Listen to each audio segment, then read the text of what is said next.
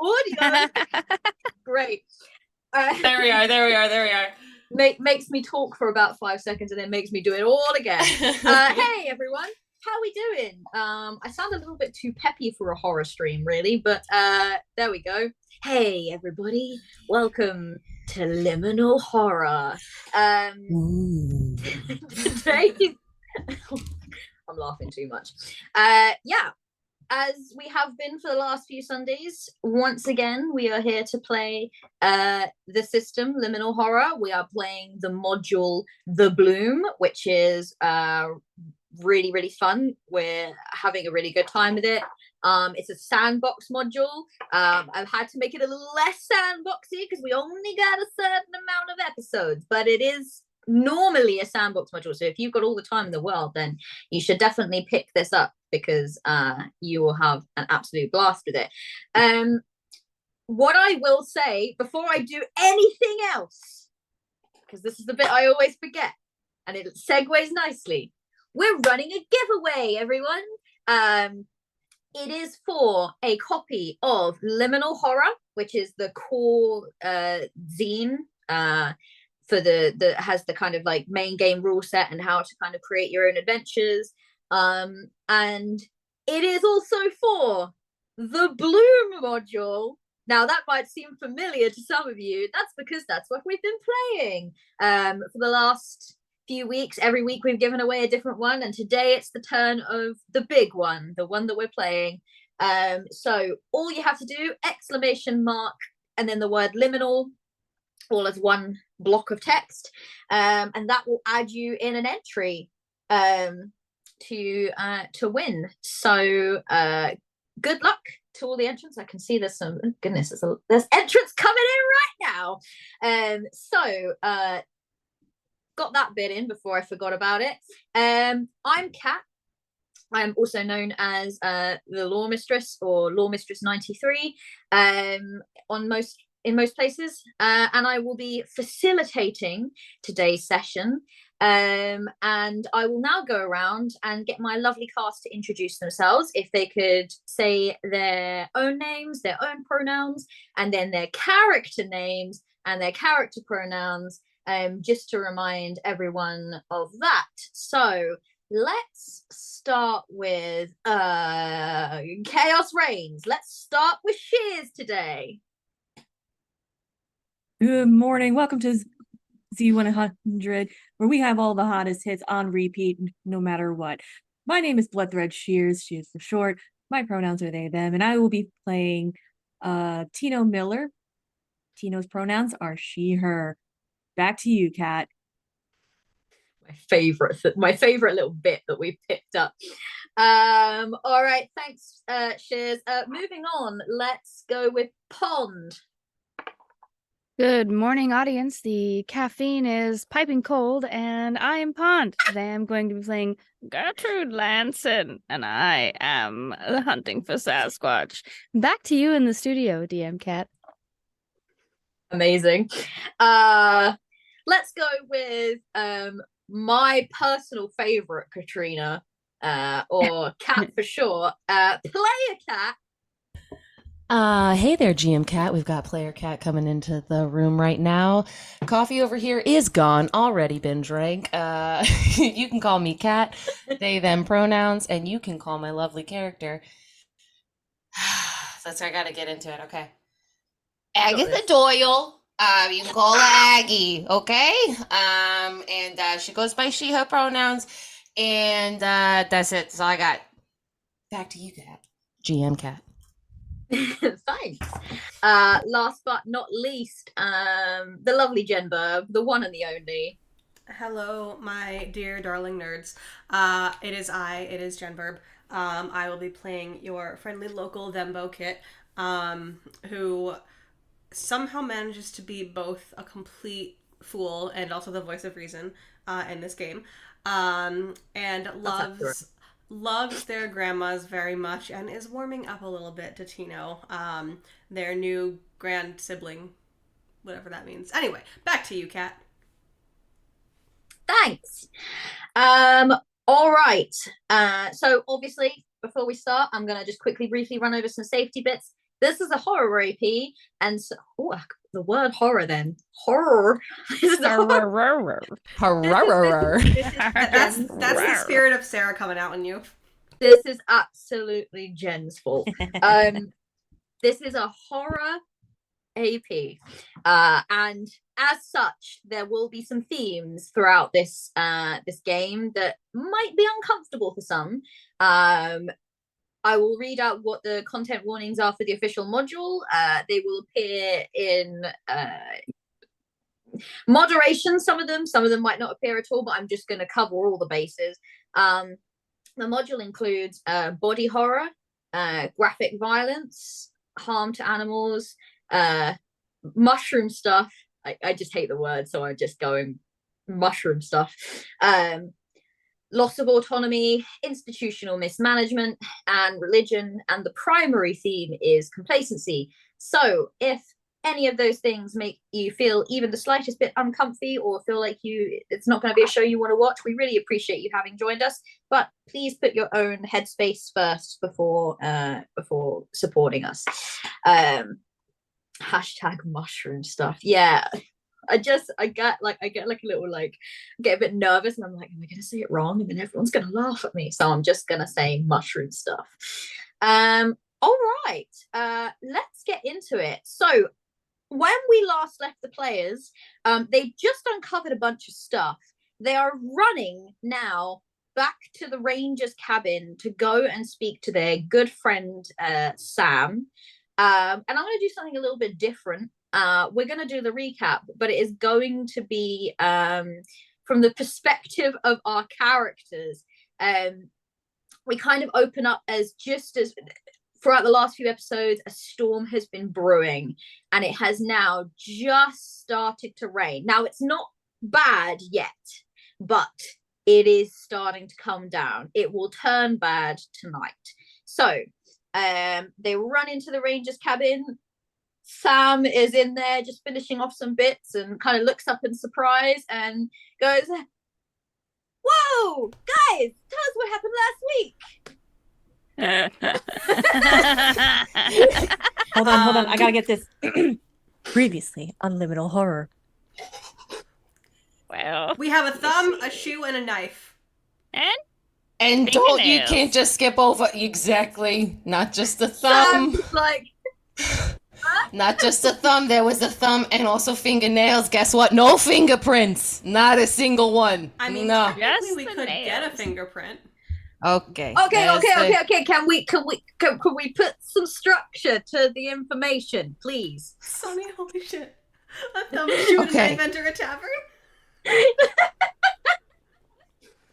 To make it as Amazing. brief as possible, we went to the camp. We found some stuff. Gertie may be aware, Squatch. We told off a cop because ACAB. We got hugs. Yeah, I was there for that bit. Kit got 2 caramel fraps. Friendship was made. Mushroom things. Fungus things. Ghosts? Hey there. Hey demons, it's me, your boy. And then, storm's coming. And now we return to the next episode. I fully imagine that is exactly what Tino just said. We love Honestly, Latino. Yeah. I can see it. Yeah. I can see it. I just in the perfect we've always said that Tino learned a lot of language from soap operas. In the perfect previously on kind of TV series thing, Tino just said that, and Sam's like, okay, it's cleared some things up. It's given me more questions. Tino You just think looks you to have the grannies questions. and just goes, "Did I do it right?" Honestly, I felt like I was sitting on the couch at home waiting like the commercials were over. Like, And so did I. So did I. That was really cool. You should get into TV, Tino. You that was good. You just see Tino's very pallid skin blush and just go like, Aw. Okay. a thumb and fingernails, like actual thumb and An actual thumb. Aggie's gonna have a heart attack if she I- thinks about it any more than she already has. Aggie, sit down. Granny's having a heart attack? No, everything is fine. So we went to the campsite and we were looking around for some evidence, found a lot. That cop is useless, like we know. Yeah. Found a whole Well, we all knew that. We all found knew that. a whole thumb, not attached to a hand. It's just under. It was just in a tent.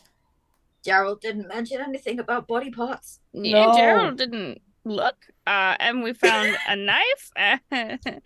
And a shoe, and there was no foot in the shoe, which was a blessing. That was the biggest blessing of the entire afternoon. And then the kids went out into the forest, and then Aggie and we went to the boathouse, and there was these big scratches all down the doors, and some big ones. There was like 12 of them. It looked like it came from 3 separate hands, and boy, howdy did I tell you, I found 3 separate fingernails.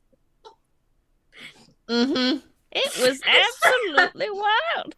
I'm to the point where I'm just smiling through it. And there are ghosts. And there are ghosts. Oh yeah, the knife belongs to somebody, right? The knife and the shoe. Also, I think the campers are super, super dead. Or at least missing a thumb. Guilt. Guilt Auntie, just massively passes over Sam's face. Auntie, I remembered something. And it stayed in my head. What did you remember? And she very quickly talks about the memory of seeing all of this and remembering hearing a voice and hearing, "Well done, 3135." Oh yeah, look at that 3135. Cool. I mean, that pretty much sums it up. Essentially, you looked around the camp and various different areas. You found a lot of evidence that something had come in and attacked these campers. And also, and I presume that you're just going to tell Sam everything, so correct me if I'm wrong. There was some more of that weird yellow pollen around. There was I fell into it.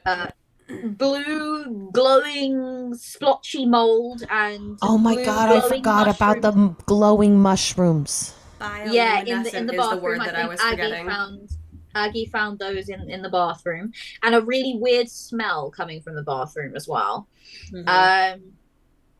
And Sam kind of just listens to this with this kind of like weird growing look of like confusion, but then and also slight ick because you just talked about thumbs and fingernails and stuff.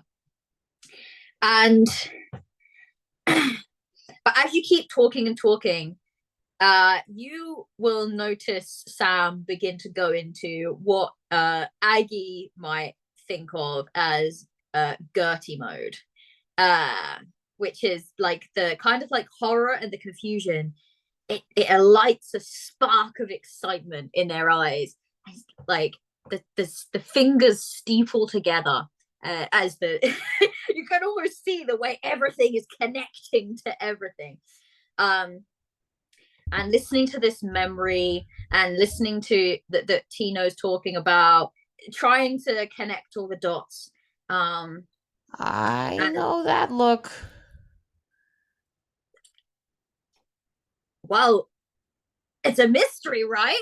Mm-hmm. We kind of like mysteries. I like mysteries. Gertie likes mysteries. Here's the thing, though, and you can hear this kind of like rumble of thunder. Oh, right on cue. Storm, kind of getting bad. So you look like you're about to pass out. Kit, you look kind of distracted. Tino. There are ghosts talking. I gotta listen. Yeah, I think here's what we're gonna do. I think we need to get you back home and rested, because Gertie, I don't think this is Bigfoot. What? Oh,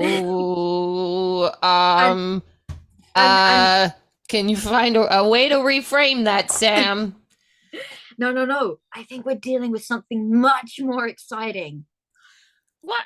You're gonna have to What could be check more? with Gertie's priorities all right. here. I'm We're listening. dealing- I'm listening with an open mind. We're dealing with an unknown cryptid. And you see the light in Gertie's eyes just fucking glisten. And she's like, Granny, you're gonna get to name this one. We got a Oh, code blue, what is code? What is? Wait, she had a heart attack? What? Wait, what? Entity. I don't remember. You tried to teach me the codes, and I didn't remember. "A I'm code sorry. blue was Well, an unknown entity." It's because she names them shit like Code Chartreuse You know and what? Code Fuchsia. You know, Code Blue is the only normal one. I still don't know what There's code one of chartreuse 100%. is. Oh, that's, Chartreuse is a jackalope. Oh, you mean the cute doggy I saw the other week? You what? We'll talk about this later. Anyways, okay. What But we it need was to super do. nice. I know, honey. They're sweet babies. We need to all get in the truck and go home before the storm gets worse. Aggie, uh-huh. are you good to drive, or do you want me to do it? I can also drive if necessary, but also Kit, that might. Well, I can drive. No, I can. No. It's fine. I'll drive. okay. Yep. I don't. Kit, But I'm Granny's just a been little. teaching me. I kind Are of you glance good with up. me coming with you? Yeah. You Huh? want to come with us? Yeah. I thought think that we was need to our. I talk thought about that this was the properly. plan because you and Gertie. There was a code blue. I thought that you Yeah. come It's in. a code blue. We need to. Okay, Listen, then Gertie, get we in need the to get- damn car. We don't know what we're dealing with. We need to get home. We need to get some rest because tomorrow, that's it. We're going. Kit kind of glances up at the sky, is like, if you're gonna talk to me some more, can I get a heads up real quick? Are you looking out Rumble. the window? I'm looking at whatever part of the sky is the most convenient to look at. Well, here's the thing. As Uh-oh. you look out the window, you see that the sky. You are absolutely losing it. I'm so sorry. As you look out the window, the sky has gotten darker and darker, and obviously it's turning into nighttime. It's it's also very, very stormy outside, which is not helping in the slightest. So any light from the moon or anything is basically is getting blocked out completely by the clouds.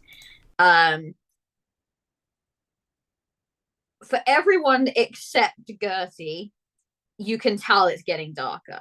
Okay, and the weird thing is that you've noticed is that Sam has been clearly like writing, and has been writing in basically what is a pitch black cabin. Hasn't seemed to have noticed how dark it's gotten. Gertie, to you, it kind of just looks like it's daylight in here. It's very, very bright. You can see everything perfectly fine. But Kit, as you look out the window, the first thing you notice is how dark it's gotten. The second thing you notice is how everything outside has taken on a little bit of a weird sepia tone, because while you've been talking,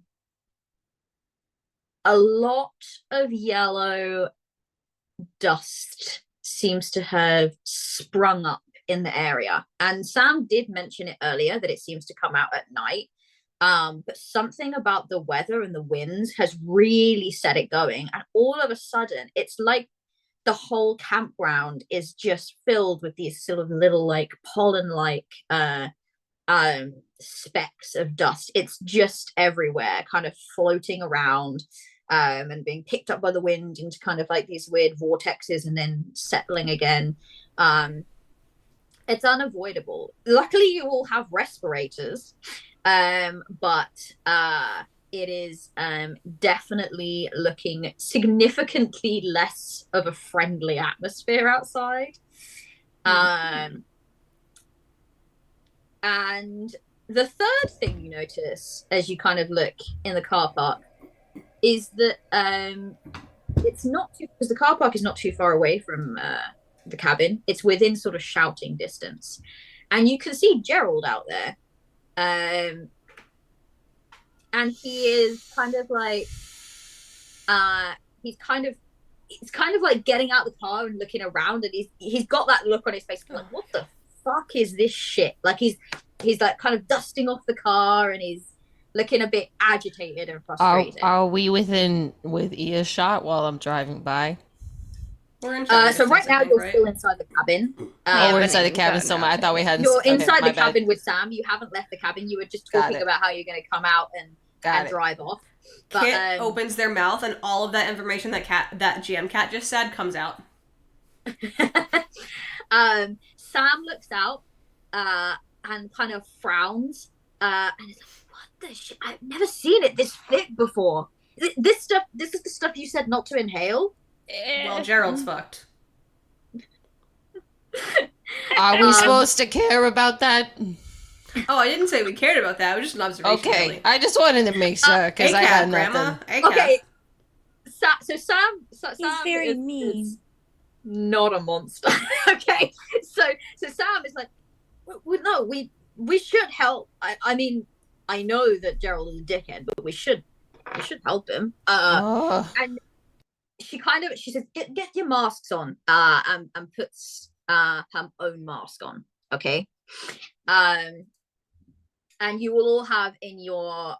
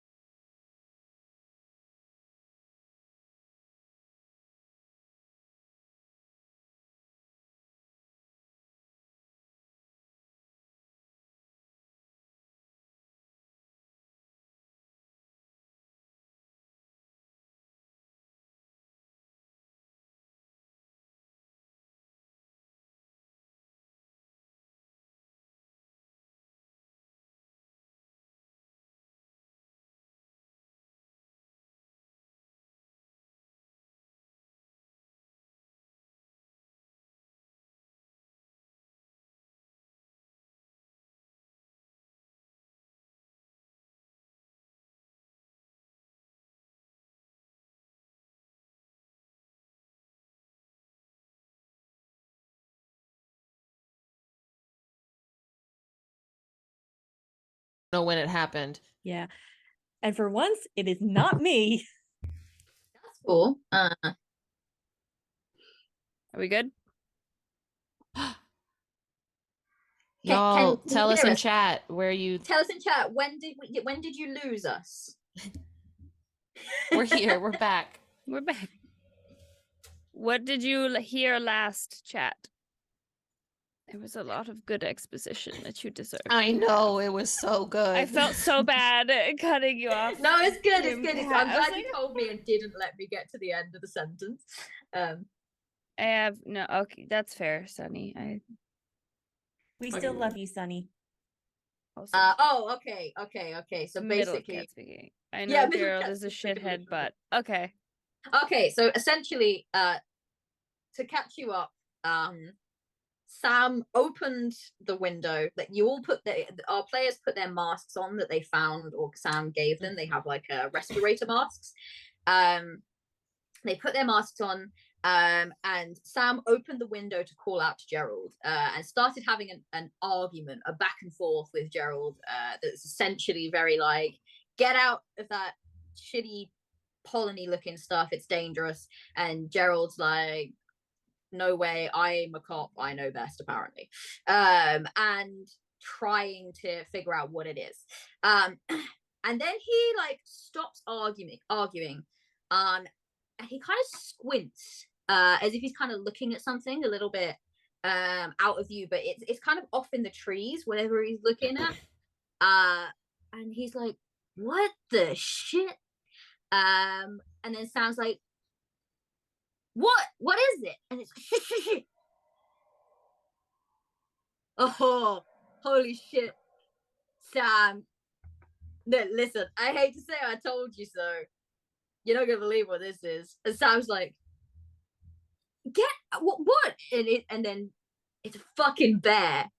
And he kind of like pulls out his kind of his gun by his like side. The animal, or and he's like, yeah, it's like it's a big bear, but it's got some shit all over it.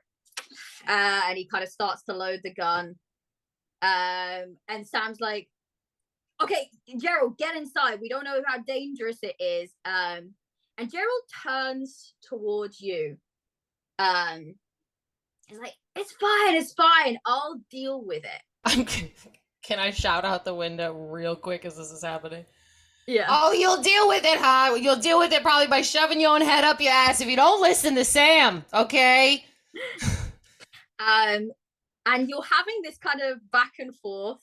And Gerald's kind of laughing. He's clearly feeling victorious because he's decided that this bear that is all the way over there is what has caused this issue with the campus. And he so desperately just wanted it to be a bear.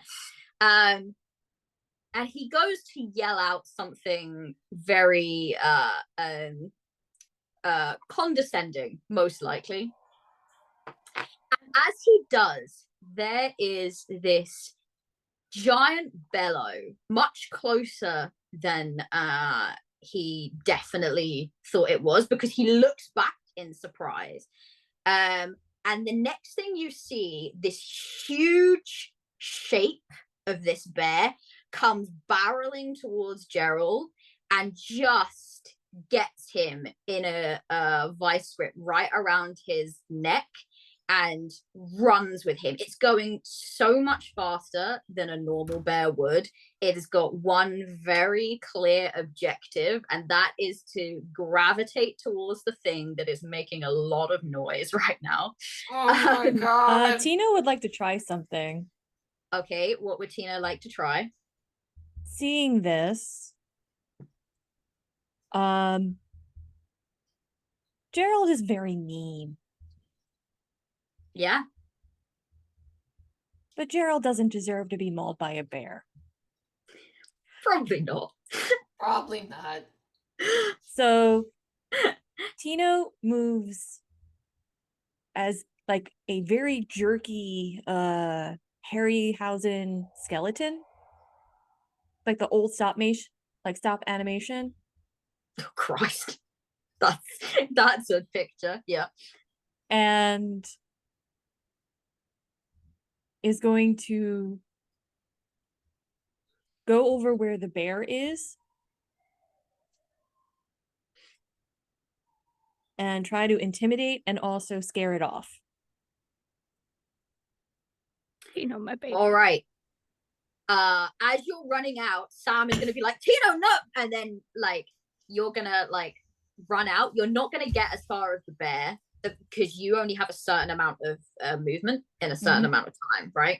But you're kind of running out towards, and you're attempting to intimidate. Is that right? You're trying to like, basically, like whatever color has been in my skin is gone.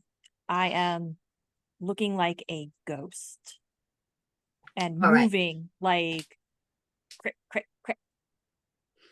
Oh all right, God, we'll address that. We'll address that momentarily. The rest of you, Sam, as soon as Tino is out, Sam just looks at the rest of you and is like, we have got to get out of here. Tino, having gone outside, I need you to make a control save, as you've got one of these respirators on. It's a little cracked.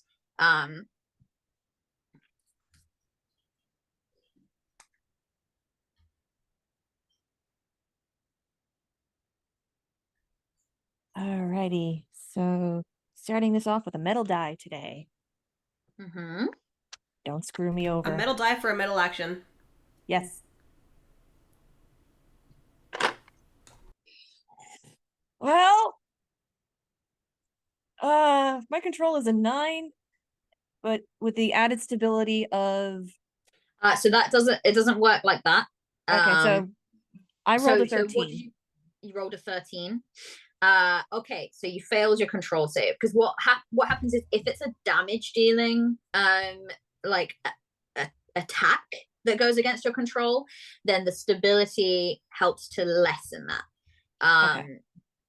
So you fail the control save. You have gained a fallout. So let's give you one of those. Yep. You know what? As Julie would say, the dice tell the story. Mm-hmm. Might be the story of our death, but at least it's a story. You know, we just roll with it, okay? Next week, with all new characters, the end of the season.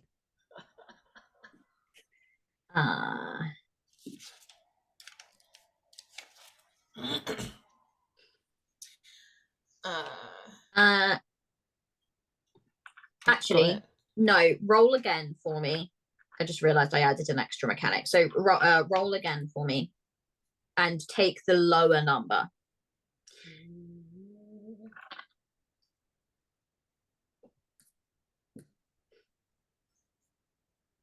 All right, we're doing big chunker.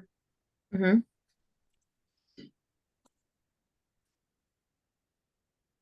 Bigger.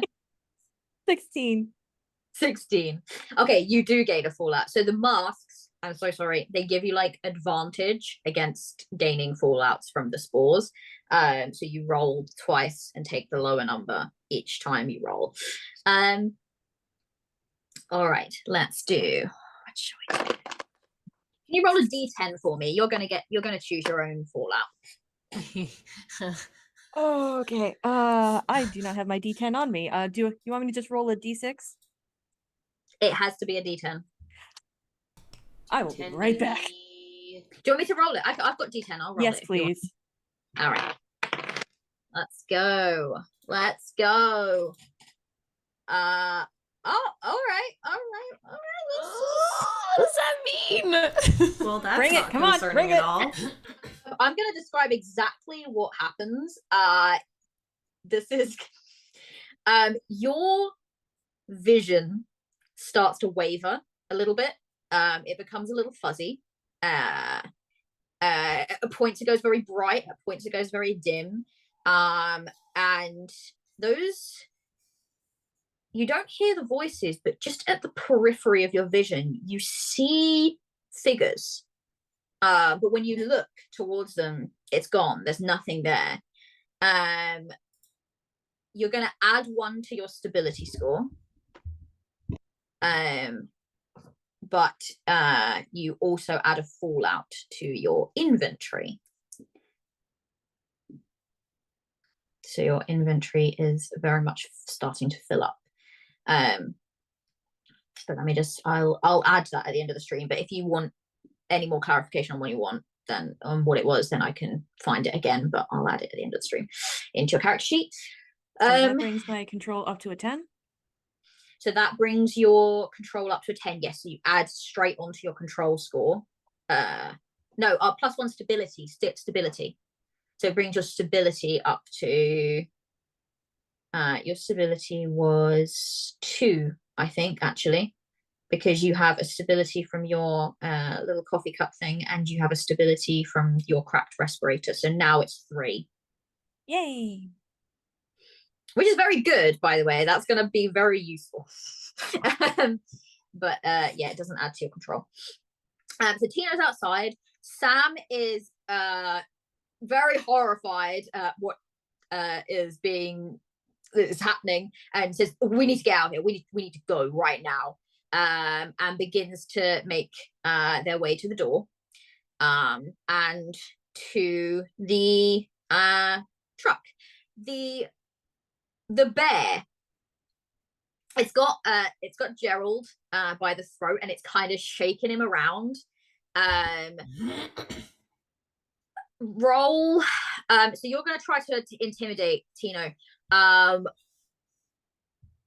you doing this with your physicality?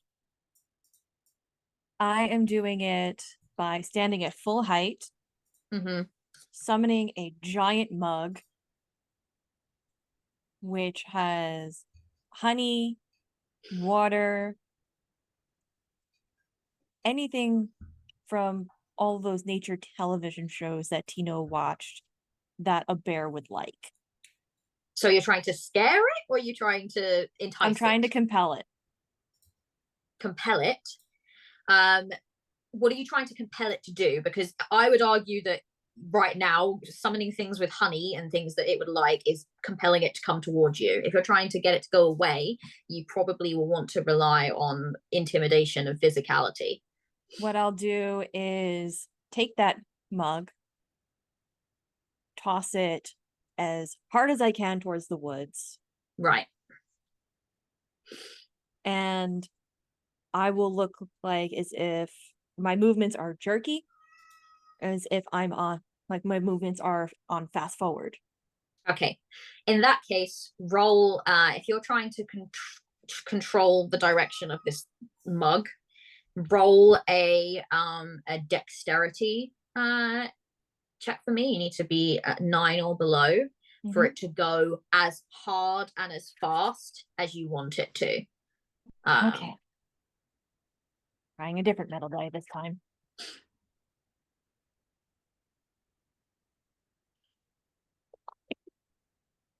$18. 18. Okay.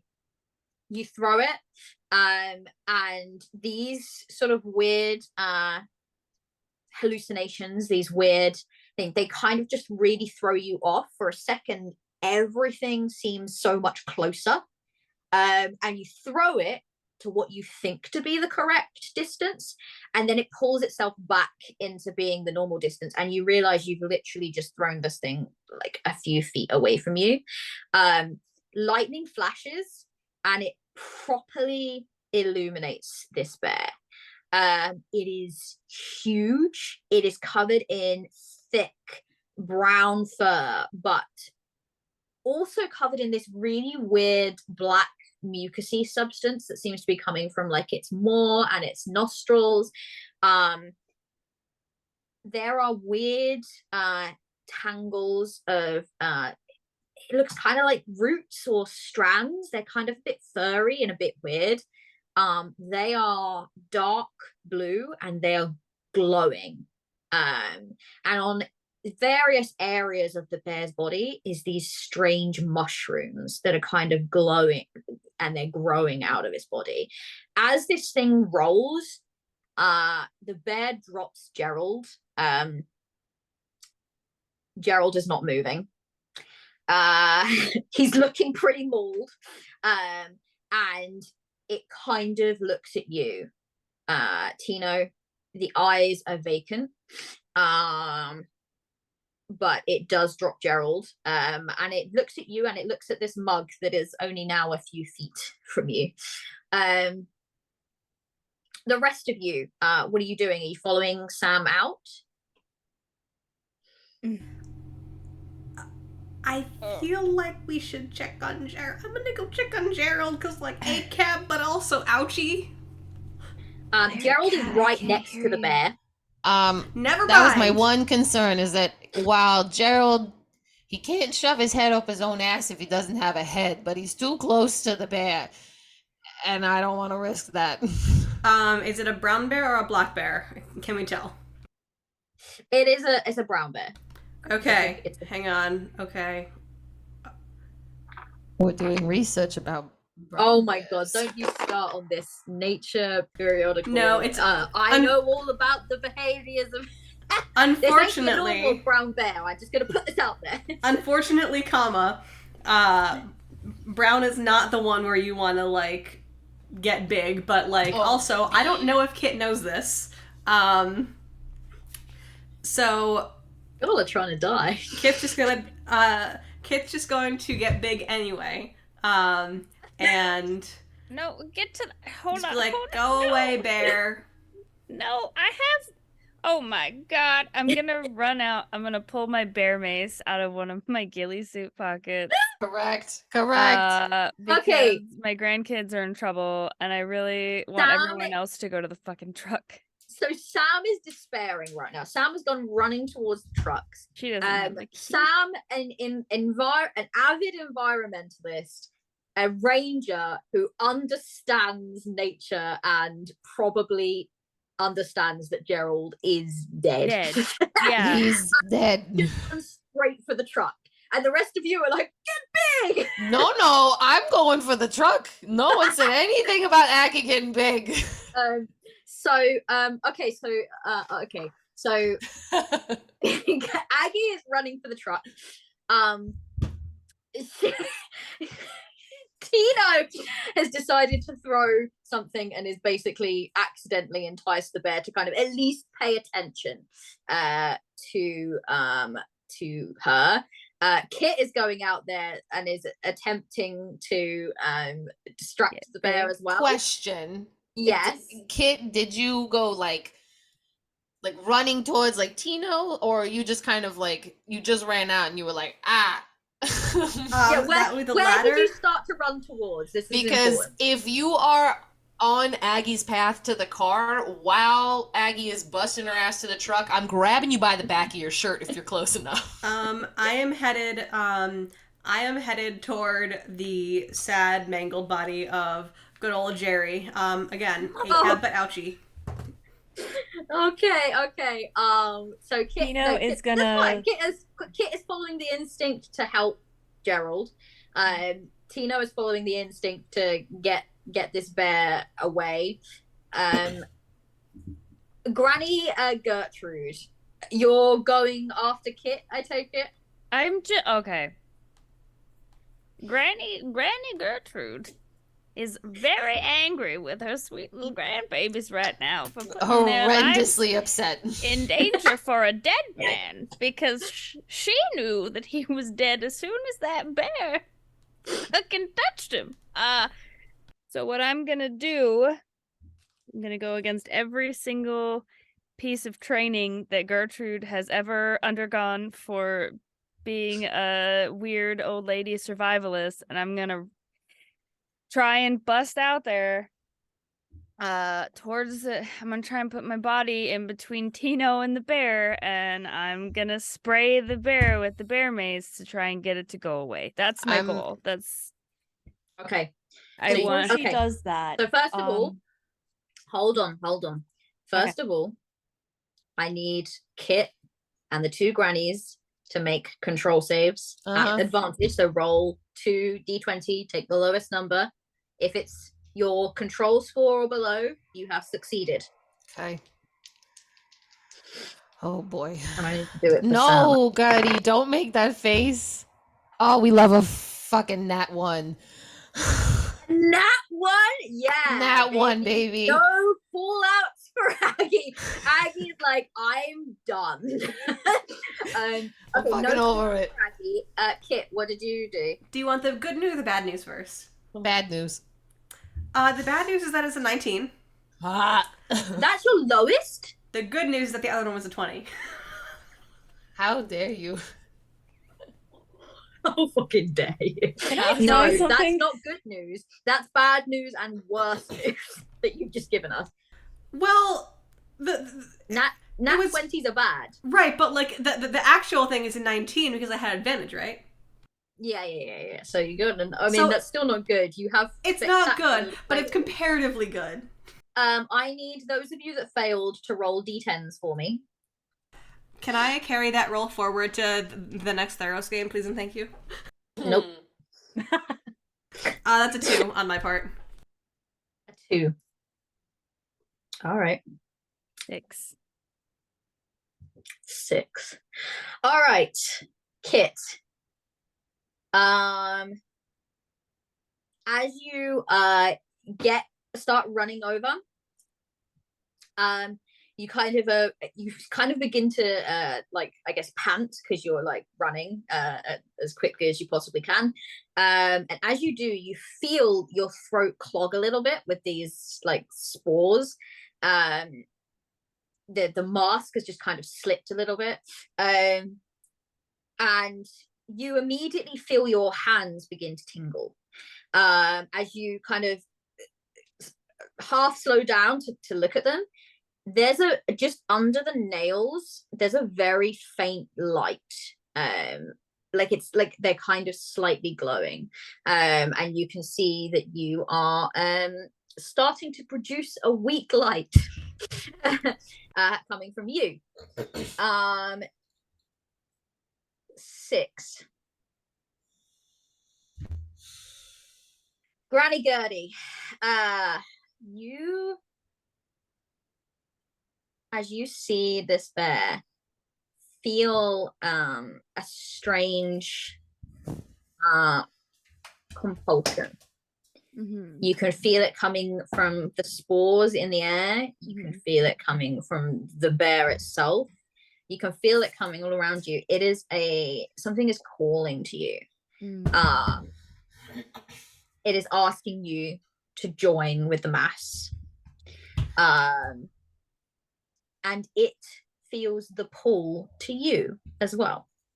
You have this strange sense that you might be stronger a little in the presence of particularly strong whatever these entities are, but then perhaps they'll be more aware of you also. Great. Okay, and it has a very specific thing that has not come up yet that I will tell you when it comes up. But yes, you just have this strange compulsion. It's just this compulsion of just like a need to be joined with something, but you haven't quite figured out. It's definitely something that resides within this bear and these spores that are in the air. It's not strong enough to affect you quite now in a bad way where you're just going to go wandering off into the woods or doing anything, but it is definitely, you can hear the call. All right, okay, so Aggie, you're gonna make it to the truck.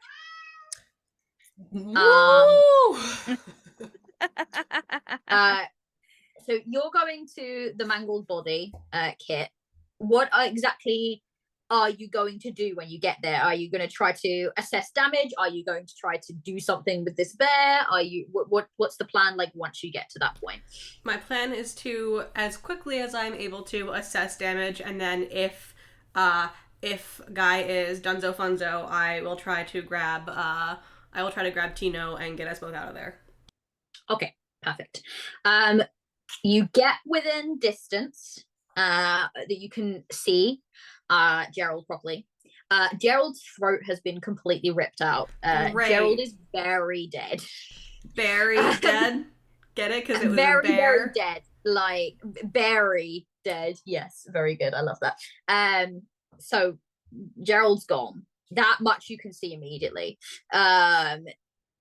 Tino has thrown something. It's landed nearby. The bear seems curious about it. Hasn't done anything yet, but it seems curious, and it seems curious about the general direction. You're kind of pulled up beside Tino, and then Grandma Gertie kind of runs in front of you, kind of, I guess, shoves the both of you back behind and pulls out the bear mace. Are we doing that? Yeah. All right. Roll, because I believe for it is I think it's a D4. Is it affect their dexterity? Yeah.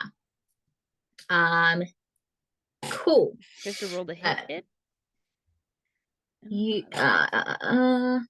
yeah, so they have to roll. Yeah, roll the damage. Okay. 1. So their HP, you've chipped away a little bit at it. Does it have any other effect? It just says D4 blast targets dex. I think that's it. Okay, cool. Yeah, so it's chipped a little bit at their sort of like shield, as it were, and this bear does kind of it had its eyes very much on this like big cup, and it and then it kind of it sort of like screeches almost. It like bellows at the top of its voice at the feel of this stuff, and it closes its eyes and begins to shake its head around. Now's a good time. Now's a good time to go. I was about to say Aggie absolutely is skirting that truck closer to like peel in and get everybody inside. I'm gonna grab Tino and drag. And the whole time, Aggie is screaming, has nobody listened to Gertie this whole damn time? We didn't think she was right! To kind of speed things up, you get, you all manage to make it to the truck. As you are driving away,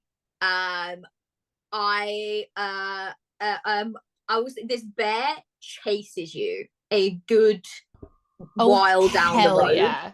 We're in car bear chase right now. Fuck yeah. And it's kind of terrifying. So who is doing the driving? It's Aggie, right? I'll roll for it. Yeah, I need you to do a oh boy, I need you to do. Is it Dex? It is Dex.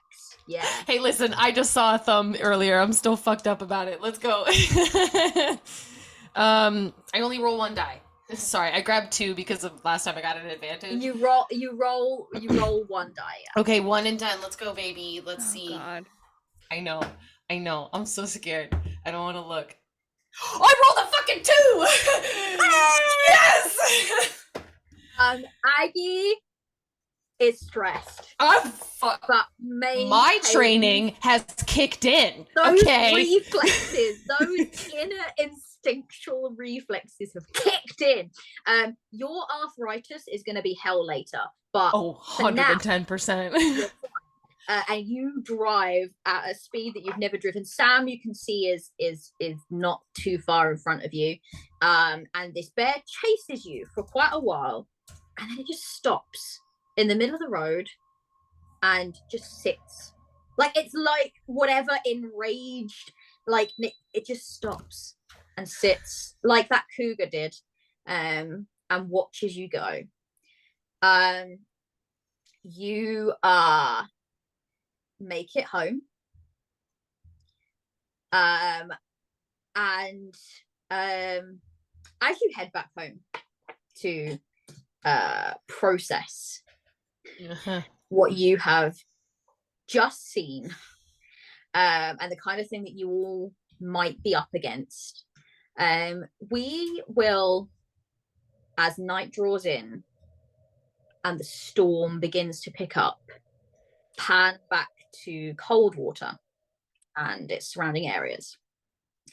We will watch as a young pizza boy finishes his shift, having spent most of it pretty distracted, because his sister has still not responded to his texts. He bikes his way out of town as the thunder begins to roll ominously, all the way to the Firewatch Tower, where his sister, Gabby, is supposed to be stationed. He arrives, he climbs up, and the scene that he is met with is one of utter disarray. All the furniture within the kitchenette, kind of little living space, the bed, is completely scattered. It's completely turned upside down. There are claw marks everywhere. And there is no sign of human life, nor is there any blood.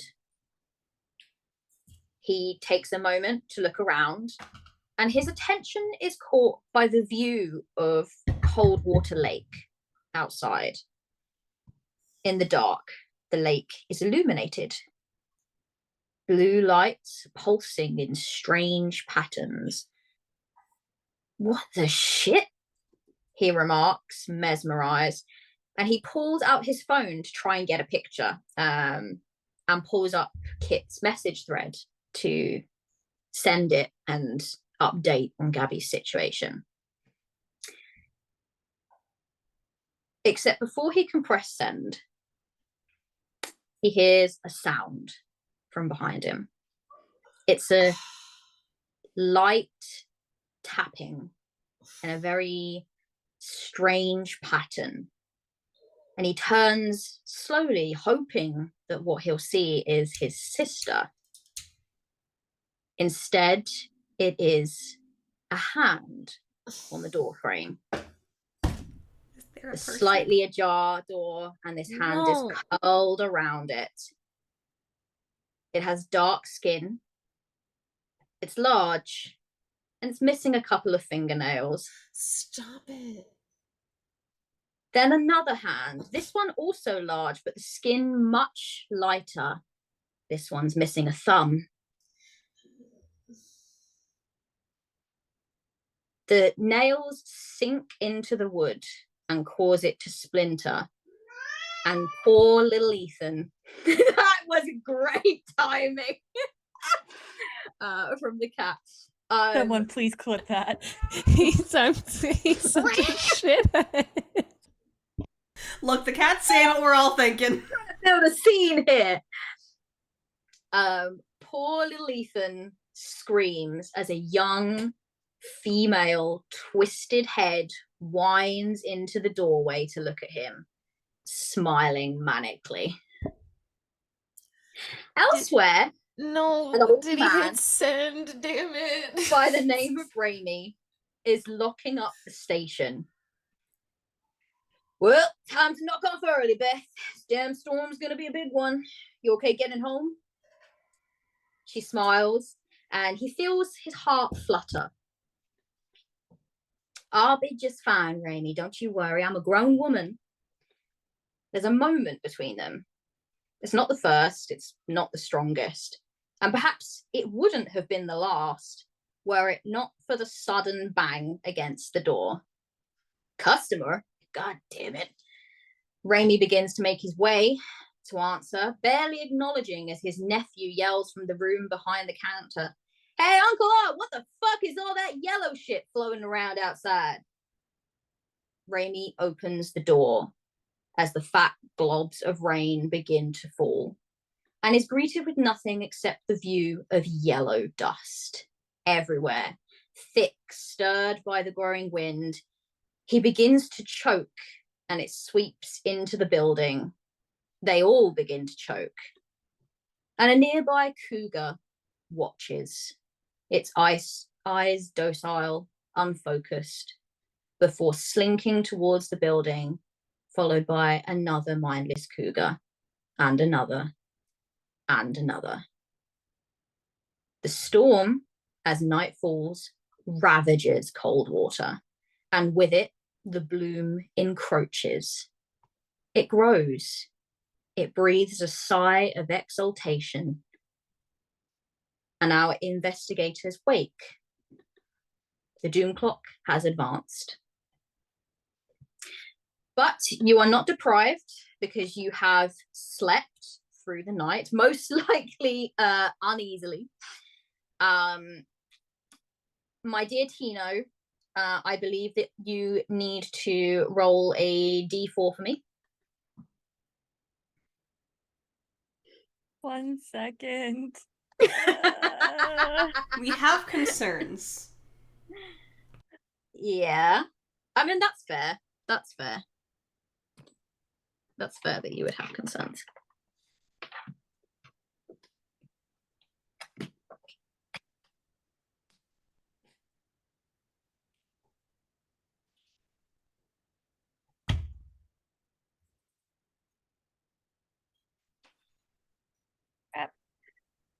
It's okay. I left my dice bag in another room. Do you want me to roll it? Yes, please. Yeah. I will get my dice bag on the break. Okay, so you heal, so you can add 1 to your strength. As the you feel that kind of weird shifting in your veins. It is as a result of that coagulation fallout that you have. You have another fallout, don't you? Yeah, so you've got 2 now. And Kit has 2. Cool. Aggie is doing phenomenally with no fallouts. Maybe. You don't know. There's a secret fallout over here. All right. So, you all wake the next morning. You head down. Needless to say, I mean, I was gonna do a bit, but I don't know. It felt like the wrong moment. But needless to say, Sam was okay with sleeping on the sofa. There was no arguments about who was getting the bed or anything like that. No, I just grabbed some blankets and threw them at that. Threw it at him. Tino was underneath the bed where Kit was sleeping again. And now that Kit's used to Tino sleeping under the bed, they are expecting, like, they hear a sniffle from under the bed and they just kind of, like, grab their tissues and, like, shove it under the bed. Tino is crying because she couldn't save a person, even if they were mean to her. Yeah, that's fun. Aggie definitely woke up at like 3 a.m. to emotionally eat some ice cream, processing everything. Is Kit still glowing? As you come downstairs, I mean, if Aggie got up at 3 a.m., you probably would already know about this. Sam was up for quite a lot of the night. So when you come downstairs, Sam is fast asleep still. Okay. But the one thing that really sticks out to you. Oh God. I just wanted some ice cream. Yes. As you will wake up the next morning, Sam is passed out on the sofa, fast asleep, and next to, like, on the living room floor is just the classic conspiracy theorist board. There are sticky notes everywhere. It's just all over your floor. It's a complete mess. Tino, your latest knitting or crochet project, I'm afraid to say, has been unraveled completely because the thread has been used to connect certain sticky notes to other sticky notes. Auntie Sam, I'm afraid, went a little bit haywire and needed thread, and this was all, and I think she probably got about halfway through unraveling it before she realized, oh, this isn't a ball of wool, this is actually someone's knitting. Oops. When Tino comes down and sees the yarn unraveled, she starts bawling and goes running back up to the room underneath the bed. So obviously the sound of you crying will wake Sam with a start. There's a lot of sticky notes everywhere. Sam has obviously been doing a lot of deep thinking overnight. We'll go, hey, whoa, morning. Who's crying? Something. You know, crying? Tino is crying. That yarn right there. Where'd you get it? Where'd you find it? Oh, I thought it was a ball, and then I realized that it was someone's project. And you kept using it, Sam. I needed it. I couldn't find any other thread. Oh my! Well, then you get to go apologize to Tino because I'm not pulling out from underneath the bed, and neither is Gertie. I don't know. Gertie, you understand, right? I needed to get my thoughts. Oh shit! No. No. You have committed an atrocity, Sam. You need to go apologize to Tino. She worked very hard on that. Thread or no thread? Sam goes, okay. I'll go apologize to Tino. And then can we talk about yesterday and what we're going to do today? Because I've had some thoughts that have been whirring around the head, but I need to talk them out with you. Okay? Okay. Knock first, Kit's sleeping. Sam will make her way upstairs. Is Kit still sleeping? Well, they were. However, until the bawling and the. However, we are going. Kit is going to kind of like wake up to the sound of Tino running in, sobbing. kind of like sit up, grab the box of tissues, pop them under the bed, just go, "You good, Tino?" You hear at this point, you've heard like the dual tone voice screaming from nightmares. This is basically, I cannot vocalize it because I don't have that kind of talent to do high and low at the same time.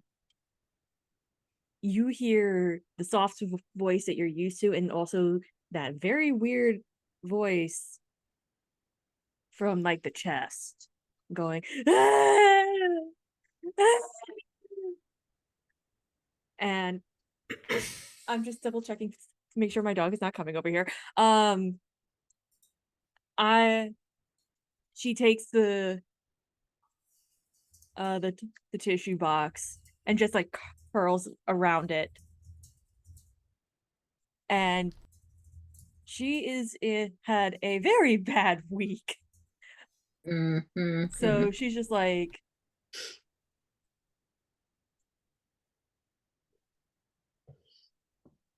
all you hear is yarn, my yarn.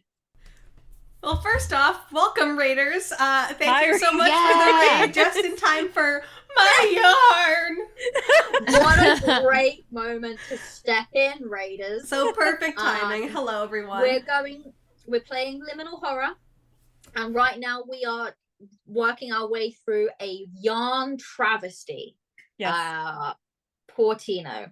That's a murder offense right there. The short answer is Kit is awake, and yes. we'll kind of take the yarn, and as Sam kind of comes in, we'll just kind of be poised on the edge of the bed like protective big sibling. Oh. Okay. So, hello, all the raiders and new people that might have joined us. Just a reminder that we have a giveaway going on at the moment. I think that the Stream Elements little chat box has just kind of come up with the details, but !mark liminal, type that in the chat and you will be in with a chance to win a copy of the Liminal Horror Zine and a copy of this module that we are playing right now, which is The Bloom. And I promise that it's not all about yarn. So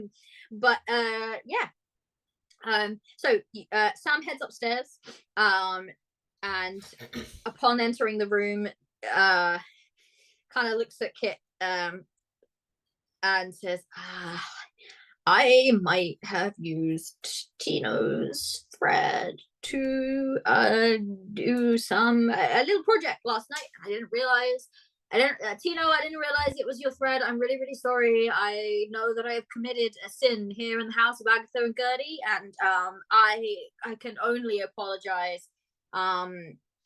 You are still my favorite little niece, and I will make it up to you when we've figured out all of this stuff. I will buy you some new yarn, and maybe you can teach me. Maybe you can teach me how to.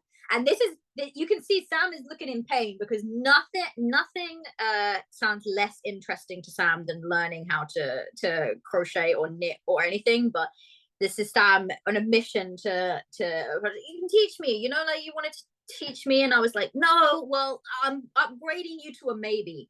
Okay, I'm upgrading you to a maybe. You can teach me how to do the thing with the sticks and the wool, the yarn, the thread, or whatever it is.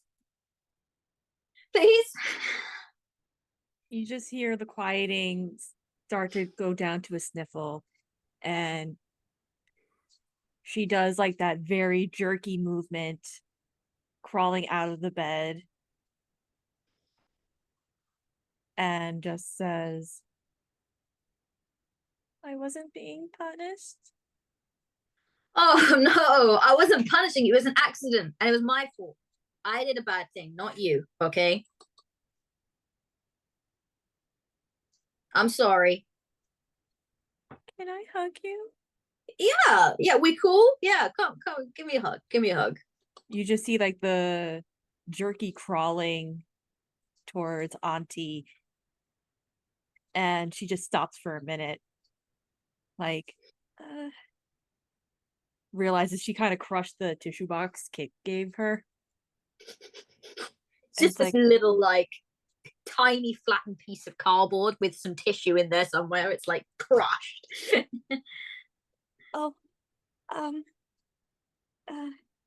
It's cool. It's cool. There's plenty of tissue boxes. Okay, little throw on the bed. It's don't more portable now. I'm sorry. I should. Why are you apologize? And Sam is gonna like bring it in,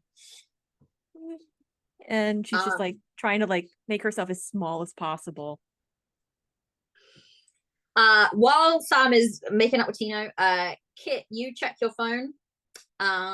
You have a text. Amazingly, well, the first thing you notice is that there is no signal on your phone, but somehow a text has got through. It is one new text from Cassandra. And it was sent. It the way that it's written makes it sound like it was sent quite a bit before, like it's literally just come through for you now, but it was actually sent a little while back. And it says, hey, not sure if this will come through. Signal's been darned awful. No one can call out of town at all. So, like, everyone is having trouble with a signal. Storm real bad last night. Hope you're all safe. Tell Tino not to come in today because Tino was supposed to have a shift today. I'd advise against coming into town at all. Buildings are damaged. Exits in and out of town are blocked. And people are missing. Cafe's okay. And it's like that kind of like shrug, like, I guess that's a good thing. Hope we can meet up soon, ? With a little smiley face. But it is definitely telling you that the town, it kind of feels a little bit like it's a bit manic in the moment. A lot of people seem to have gone missing. A lot of buildings were damaged, probably the storm, right? And yeah, that's what Cassandra has to say to you. Granny's downstairs while Sam is upstairs apologizing. You get to have a look at this mess on the floor with all the sticky notes, and there's some stuff that makes sense, there's some stuff that doesn't, and then the stuff that does make sense suddenly doesn't make sense because it's attached to the stuff that doesn't. And it just, to look at it, even you, Gertie, who kind of understands this kind of mindset, is struggling. This is just a very much Sam specific way of organizing thoughts.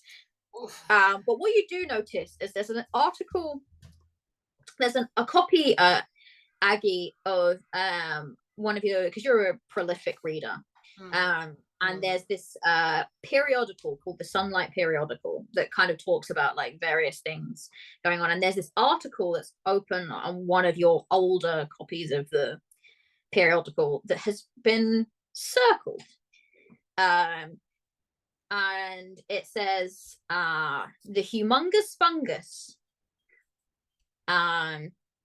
the world's largest living single organism, is not the blue whale.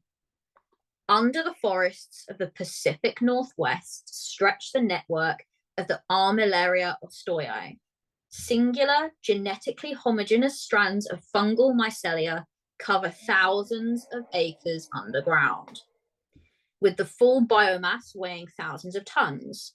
Its scaly, cream-colored mushrooms, known as honey mushrooms, are edible when cooked. But A. ostoi is a parasitic and pathogenic to hardwoods and conifers alike. Black shoestring mycelial cords stretch underground and colonize the roots of these trees until they rot away. A. ostoi is also extremely resilient. The spores remain viable for upwards of 50 years in damp soil. Chemical treatments have some effect, but not enough to eradicate the species. Even clear cutting isn't entirely effective, as any small roots or viable spores left over can spawn new growth. Short of burning down infected forests, any tree within 50 miles of confirmed infection needs to be cut down. Within 50, sorry, I said miles, I meant feet. Miles, that's a long one. Any tree within 50 feet of a confirmed infection needs to be cut down, its stump pulled, and allowed to completely dry in an area free of moisture. And it's kind of circled, and Sam has written on it. And so Sam has written in one of your periodicals, first of all, but Sam has written on it, mutated, ?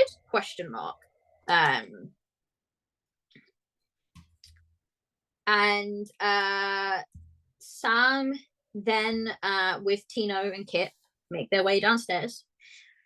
And you are reunited for a moment, and Kit is kind of like wiping Tino, sorry, is kind of like wiping tears. Kit's kind of do you try to text Cassandra back?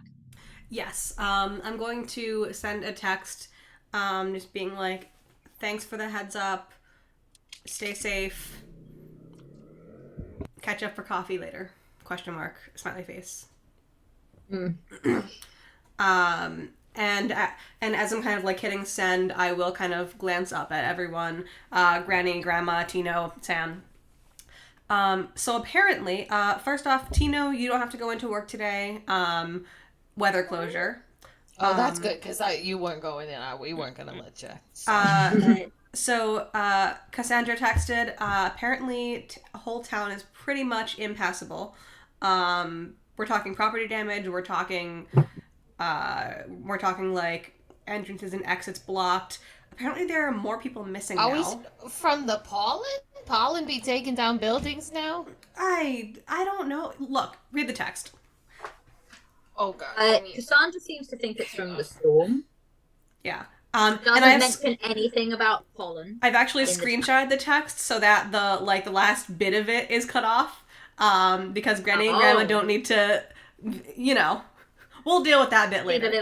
See the little shall we catch up soon? Yeah. And I think that Cassandra knows that when you say copy later, Kit is has displayed that they are not the best at communicating, timescale wise. Yeah. So later, Cassandra would at this definitely know Kit well enough to know that could mean later, as in like a week's time. That could later doesn't necessarily mean today. It could be anywhere from this afternoon to 3 months from now. Yeah. What Kit means is not now. Yeah. You try to send. It gets stuck in that perpetual loop of trying and failing and trying and failing. It's not going through currently, but the text is there ready to send. It might go through at some point. I'm also gonna glance up at the general ceiling and be like, any new ghosties? Anyone?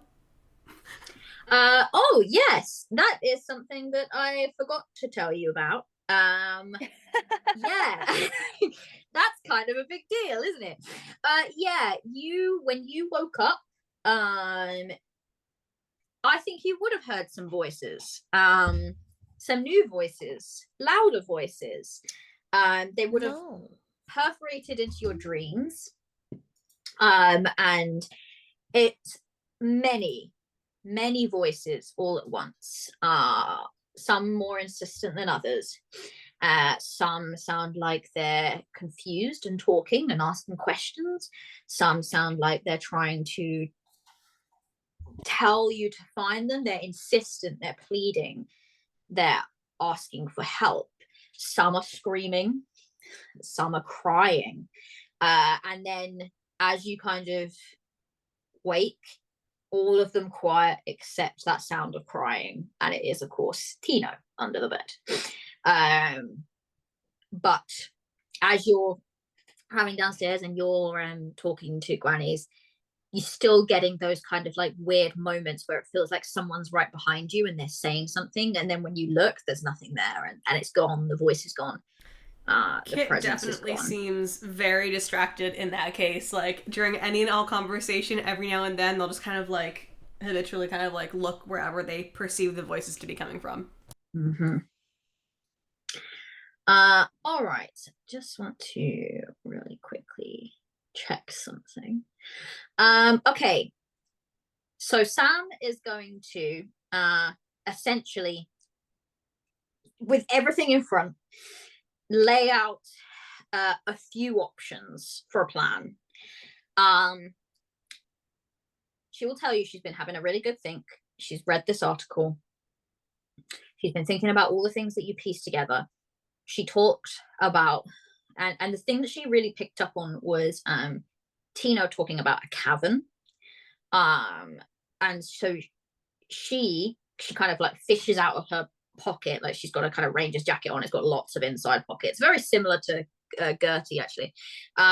There's a very old busted up flyer that's like party in the caves, and it talks about like these kind of things. She went, I had to put a stop to a party like this before, but that there's an entire underground system. The toilets in the camp, they feed down into it, which would kind of explain that weird smell and the weird mushrooms that you're talking about coming up around the toilets. Well,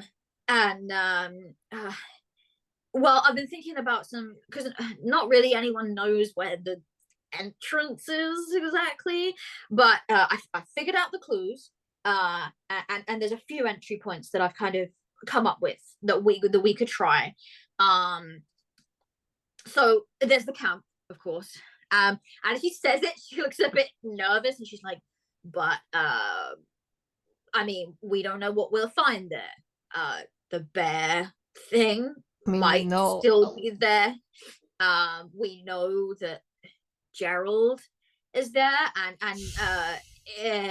I don't know if at this point I don't know if Gerald is gonna be still dead or Gerald is gonna be something else. I don't know. So Gerald, possibility there. I'm just looking at all the options. Okay, I see you looking scared, but I'm just figuring it all out in my head. So camp, we could go there. We could try to pry open the outhouse or something. Not my favorite option, not just because of the bear, but just because of all of the human shit and we will have to get past to get into that. I'm gonna be honest, I hate this idea. Shit, but I'm gonna present it as an option. Tino just looks up and just asks,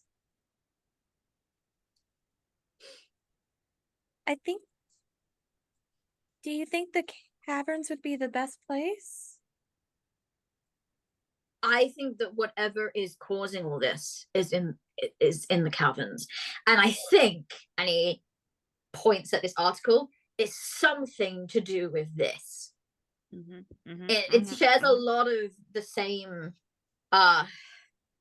behaviors, I guess, as this, but it's not acting right. It's not, these mushrooms that, sure, they're parasitic, but they're not supposed to be blue and glowing and weird. I think we need to go and take a look, and I think that we'll find our answers in the caves.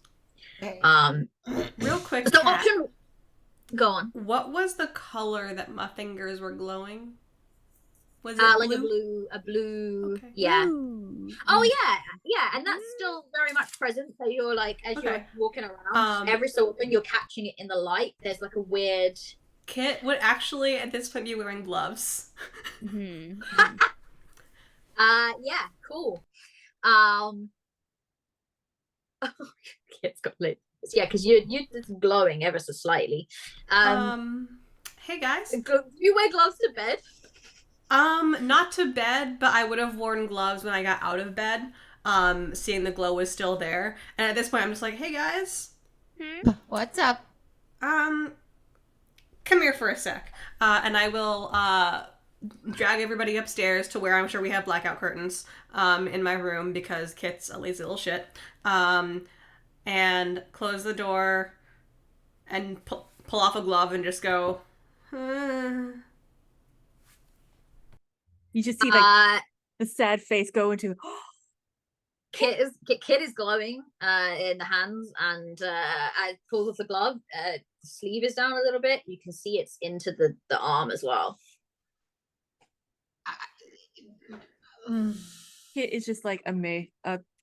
Tino is just amazed. Words are hard today. And just like,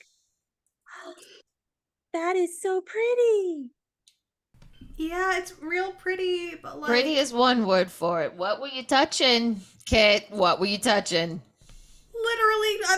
oh, it was the mold. No, I think it was the spores that you breathed in.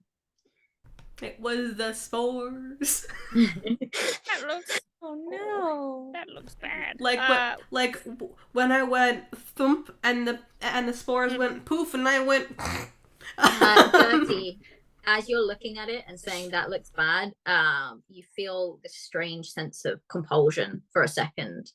And it's like, oh, that looks bad, but that's what's calling to me. And then it goes again. Put that in the vault for things I can't process. We have a flashlight for the cave. Sam is gonna present these options to you, okay? And then we're gonna go to break, and you can have a little think, and then we'll come back. Okay. So, we have option 1. We go back to camp, and we wade potentially through a lot of piss, shit, and potentially fight a bear. Option 2 and option 3 are kind of the same in that they're very vague. We know that the thing drags the and he kind of looks like she looks like she's gonna be sick for a second, and she's like, the campers out into the trails, into the forest. So there's gotta be an entrance in the forest. I know there is an entrance in the forest somewhere, but it's gonna take a little bit of searching for us to find it. We don't know exactly where, so we're going to be mindlessly like we're going to be looking basically. Option 3, similar concept. You mentioned furry trout. I think it's related, which tells me that maybe in the lake there might be some underwater way of getting in there. So there's that. And I mean, again, very vague. We'd have to be diving, we'd have to be looking, it would take time. I mean, I'm gonna lay it out right now. My bones want nothing to do with being underwater. Yeah. And I can appreciate that. Which brings me to my final option, and it hit me like a brainwave. You know, I told you that I hadn't heard from JJ for a while.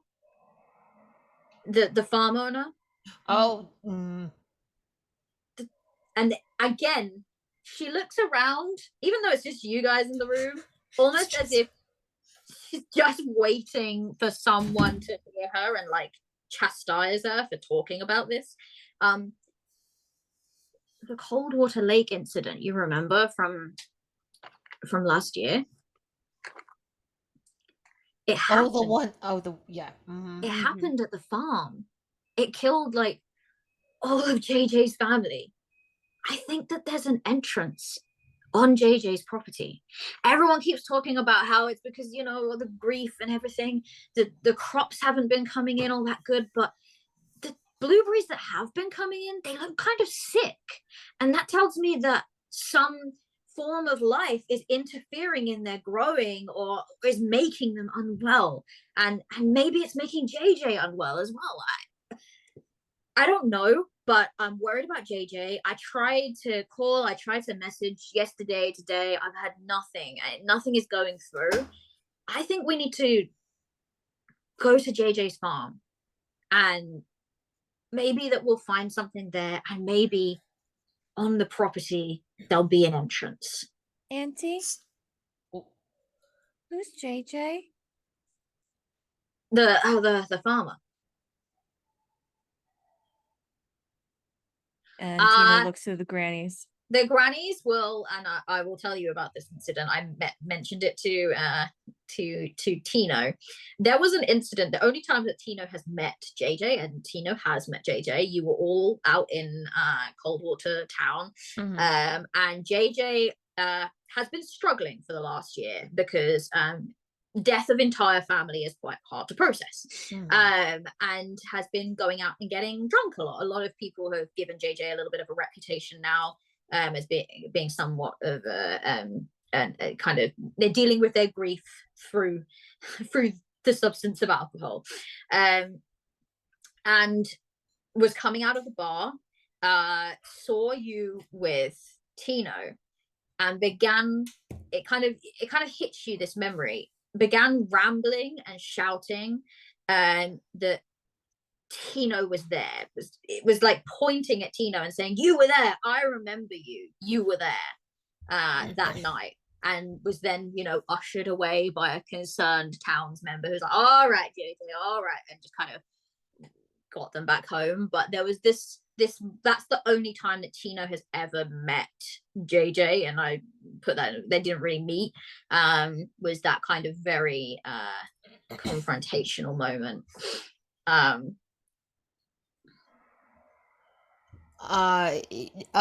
Tino, JJ is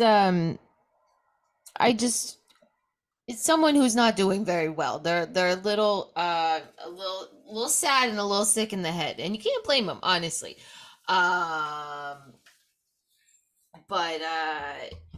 yeah, I don't want to, Gertie, I don't want to freak I don't want to freak Tino out, so I'm not gonna talk details about it.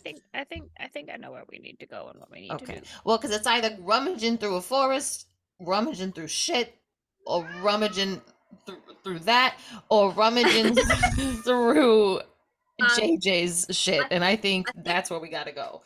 What I'm gonna do is I'm gonna cut to break. I'll, before we come back, we'll make sure that we're definitely happy with where we're gonna go. But yeah, let's head to break now. We'll be back in about 15 minutes, so that will be at about 10 to 5. And yeah, thanks all for joining us, and we will see you in about 15 minutes while we play the Bezos tax. So bye. Don't forget to enter that giveaway.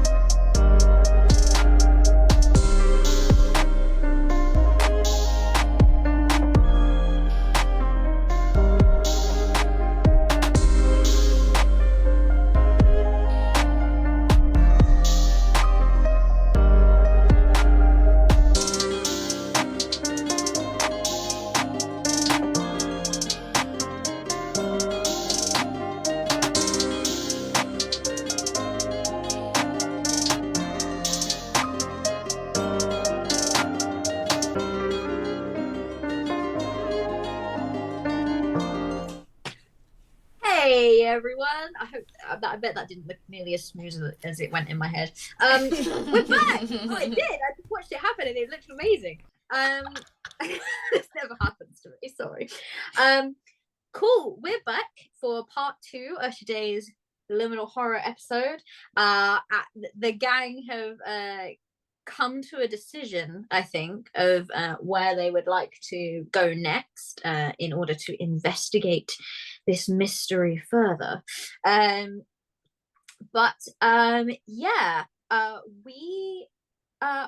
we just dive right back into it?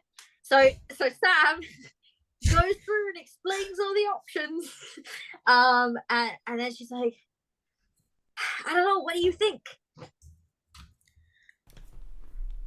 I think if we're not gonna go swimming, which I do think is a terrible plan, not necessarily just because of Grandma's bones, but because of, you know, that shit's full of that shit. JJ's house? I think going to check on JJ wouldn't be a terrible idea. I think that's the best option we got, personally.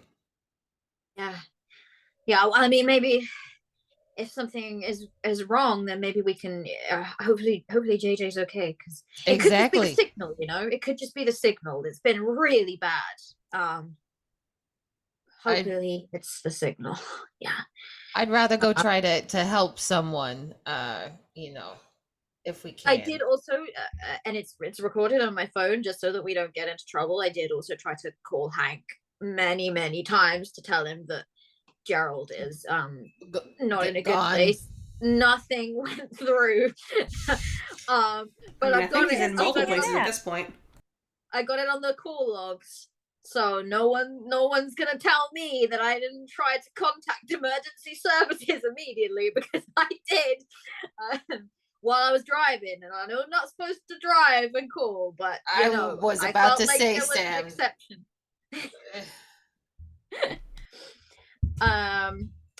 All right, so you are heading off to JJ's farm. Okay, cool. You set out, and it doesn't take you too long as you're kind of like going down your normal route. You do notice a log has kind of fallen down in the middle, so clearly the storm has caused quite a lot of damage in various areas, and this is kind of evidence of that. it's not completely blocking up the road, but it will make it a little difficult to maneuver around. But Sam kind of does know the forest and the various routes a little bit better, and tries to kind of divert you off into the forest a little bit more, to head to a less used but still fully functioning, hopefully, road. Yeah, we don't trust less used roads in this genre. As you drive, you make your way up to approach and kind of go past a very familiar truck. It is Dee's truck. Oh. Is D in it? Not that you can see. As you kind of slowly drive past the cab, and the truck looks pretty battered by the storm. I'll say that first. You're not really sure how long it's been there, but it looks pretty wrecked.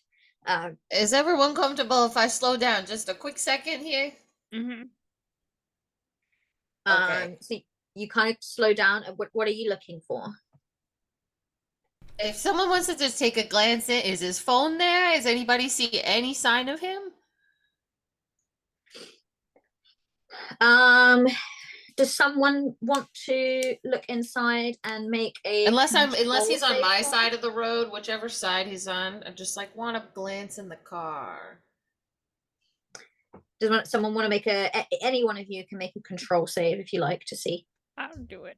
As I say, I'll give it a shot, but you go for it, Gertie. I got a good solid control still. Yep, you go. That is a 4. And my control Hell is a yeah. 16. Hey, what a good Spicy. score. Nice. You look into the cab, and you can see it. You can see first of all that the radio is on, but it and the keys are still in the ignition. It doesn't look like you can't see anyone in there. And it doesn't look like anyone's been in there for a while. Like on the outside, it looks very dusty. There is this kind of slight layer of just general dust, but there's a couple of like specks of this pollen-y, horrible yellow stuff. And just as you're kind of about to turn, because you rolled a 4 and that's very good, about to turn to tell Aggie, nope, I don't see any sign, but it looks like it was used recently. In the distance, in the trees, you can see a silhouette of someone. Whoever it is, they're knelt down, and it does look human, but you can't see enough to know who it is. It's How just many a silhouette. arms? With a 4, I can tell you, definitely 2 arms, 2 legs. So how It many looks like thumbs? like punched over on the ground, and they're quite far into the trees. Whoever it is. Do they have all their thumbs and shoes? From here, you wouldn't be able to see that. You'd need to go a little bit closer. That's not an intimidating, terrifying way of saying that at all. Thanks, Kat. I think I see him. You see D? What? I don't. Where? Right over there. Do you see him in the little crouched? Should we go see he's okay? I don't wanna. Probably. All right. Okay. Okay. Here's what you know. Here's what you know. Your good friend D is a good friend of yours, and you might be concerned about him, and you might want to go and see he's okay. Equally, you do also know you had his witnessed account that he has inhaled the weird yellow pollen stuff, and that doesn't seem to work out for people very well. So That's true. If it is D, which you don't know that it is or it isn't, but if it is D, you don't know what kind of situation they're in at all.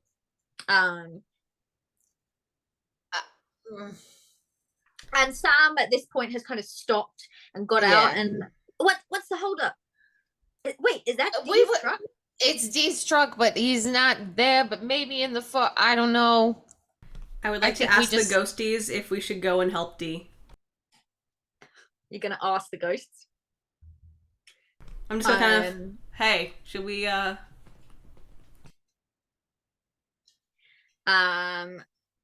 you get nothing back. Actually, do you know what? Roll a control save for me.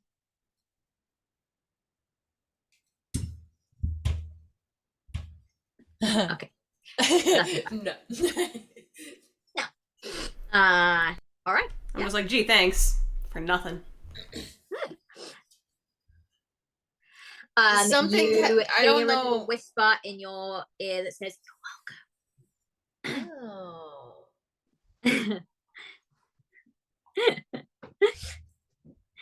I think we need to stay on target. I care for Dee deeply, but also I don't. Deeply. All right, kid. All right. You listen, there's a time and a place, and it's here now. That was a good one. It was good. It's now. Okay. Don't worry, Sam, we're coming. We're just gonna have to leave Dee behind. Or whoever that shadow is. Yeah. All right, that's fine. You leave whatever that was hunched over, and you continue on your journey to the farm. It doesn't take you long to get there. Sam's route actually proves to be relatively clear of debris and awfulness.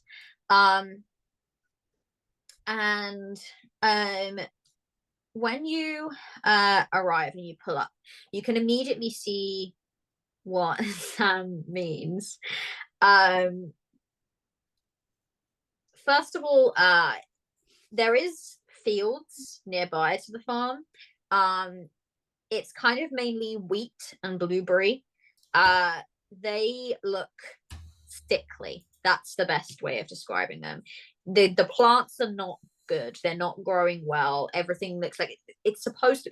It's summer, so it's supposed to be, you know, everything is blooming. Everything is ripe and ready. The blueberries are definitely supposed to be good and ready to go. But they kind of look very half-hearted. So that's the first thing you notice. There's a modest farmhouse, and next to it a barn that you can see, just these two main buildings as you pull up to it. There is also like a fenced portion of the property, and there's a few horses in this area, and they're quite Sam kind of gets out and goes to, and obviously Sam is used to them being relatively friendly, but they seem a little skittish. They don't seem quite right. They're not covered in this. There's a little light dusting on them of this yellow polleny stuff, but they're not covered in it. It doesn't look like it's affected them. They seem focused. They seem to behave as horses would, but they're behaving as horses would if they were nervous or frightened. Like the stamping and the snorting and shit. Yeah, they're kind of snorting. Their front legs are kind of stamping nervously. When Sam gets close, they just kind of like snort and move back, and they let out this sort of quite nervous whinny. They don't look right, and they also look a little thinner. They've got like grass and stuff, but the water trough is almost empty. They've still got some water in there, but it's almost empty now. It looks like it hasn't been filled up in the last few days at least.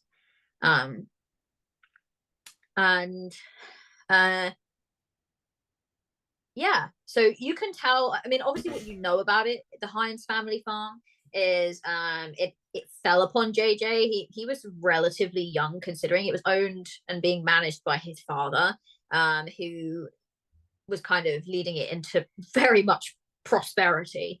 It was doing really, really well. And then when the cold water lake incident happened, because this farm, it runs along the river, which kind of leads into the lake. When the incident happened, quite a lot of people died, including various members of JJ's family, and most notably his father, who ran the farm, and the only person that survived from JJ's relatively large family was JJ himself. So yeah, you've got a farmhouse, you've got a barn. At this point, Sam says, well, we can do the whole thing together, or I don't know, maybe it would be smart to split up. The place looks kind of abandoned. You can see that the farmhouse as well, the door is ajar. It's not closed. Maybe let's ignore Chat's advice and split the party. I can go look. Hang on, we gotta figure out who's going with who for splitting up. No one's going one. There's still a buddy, okay? Gotta have I the buddy think- system. Tino reaches for Kit. Kit just kind of like, I guess I'm going with Tino. Sounds Do you like want another caramel? Yes, well, please. I was gonna head to the. I thought maybe we could start with the house. Who wants to go look at the barn? I'll go to the house with whoever. All right. So Kit. All right, kids are going to the barn. Kids are going to the barn. Look at these two kids, just like we're friends. All right. So You want to play karate in the garage? Okay. Yes. Okay. And then Sam kind of looks at Granny and Grandma and says, "Do you okay with them going to the barn themselves? Do you want me to go to the barn with them?" You know what? Hold on. And Granny's gonna pull her bear mace out of one of her ghillie pockets, and go over to Kit. Kit gets the bear mace. Oh, And I'm gonna hand it to Kit. I'm gonna say, "You take care of each other. You see anything bad, you spray it in the face, and then you come running back to the truck." Is screaming if also you an option? Screaming is also an Screaming is an option. That's a good Scream signal. Very loud.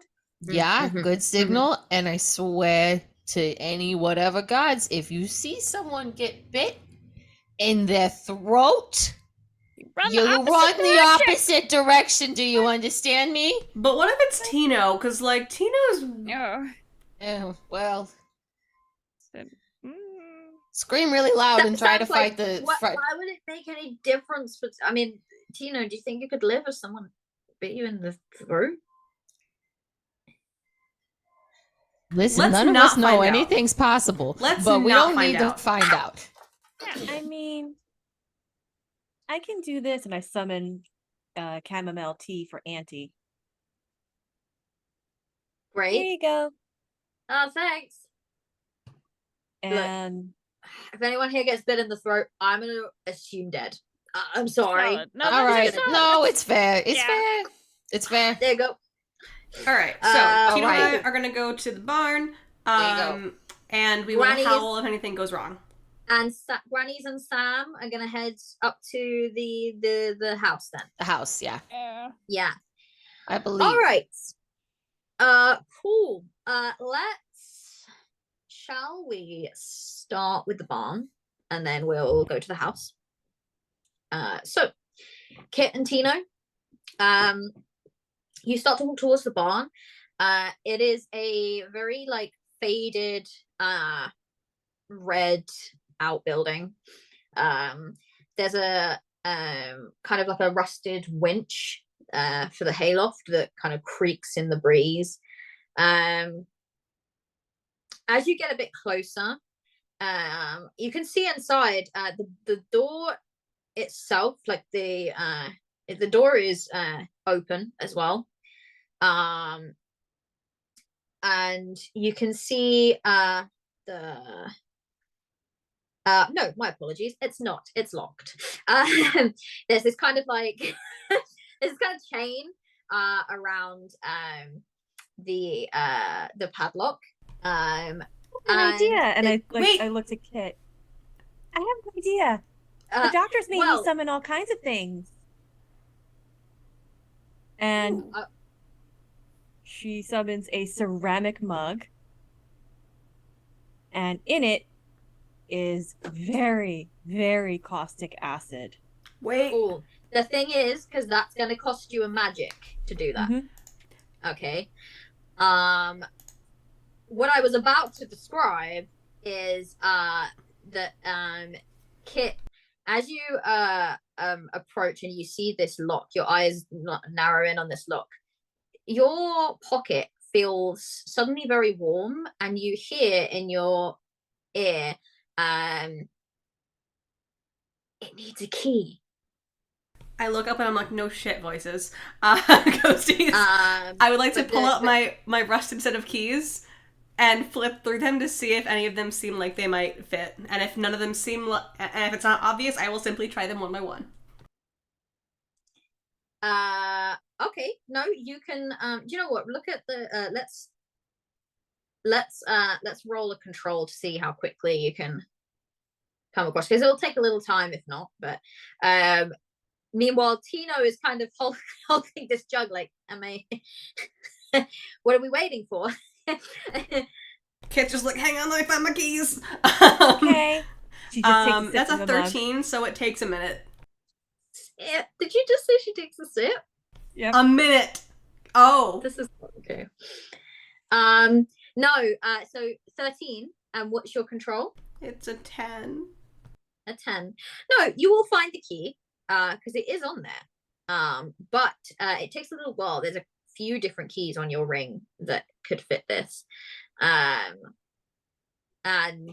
these kind of like voices, they almost get a little bit into an argument and confuse you.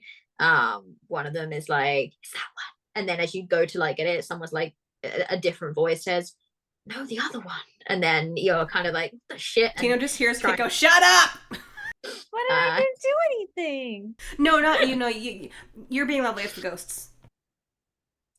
Are they doing the eventually too though- many cooks thing? Definitely a case of that.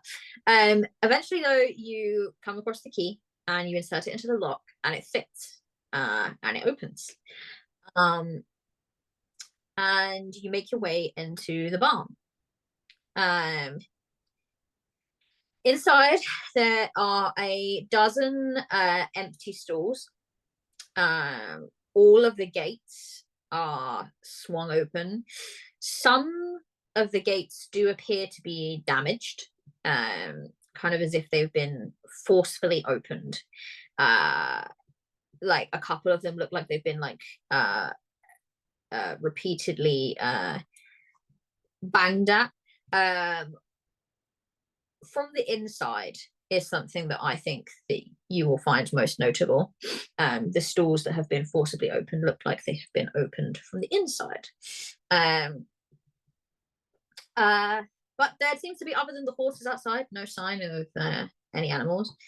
There is a mound of hay near the back that has been toppled over.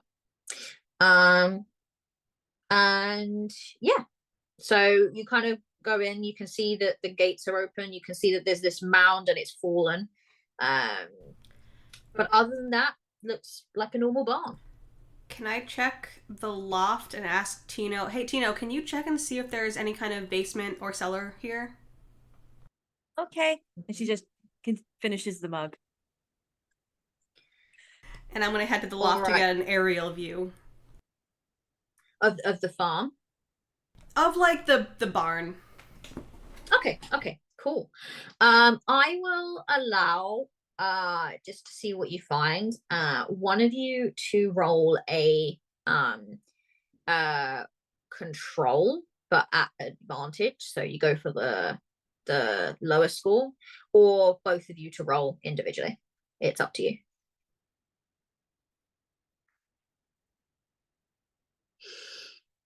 Are you rolling individually, or are you rolling? I'm one of rolling you? with advantage. Okay, cool.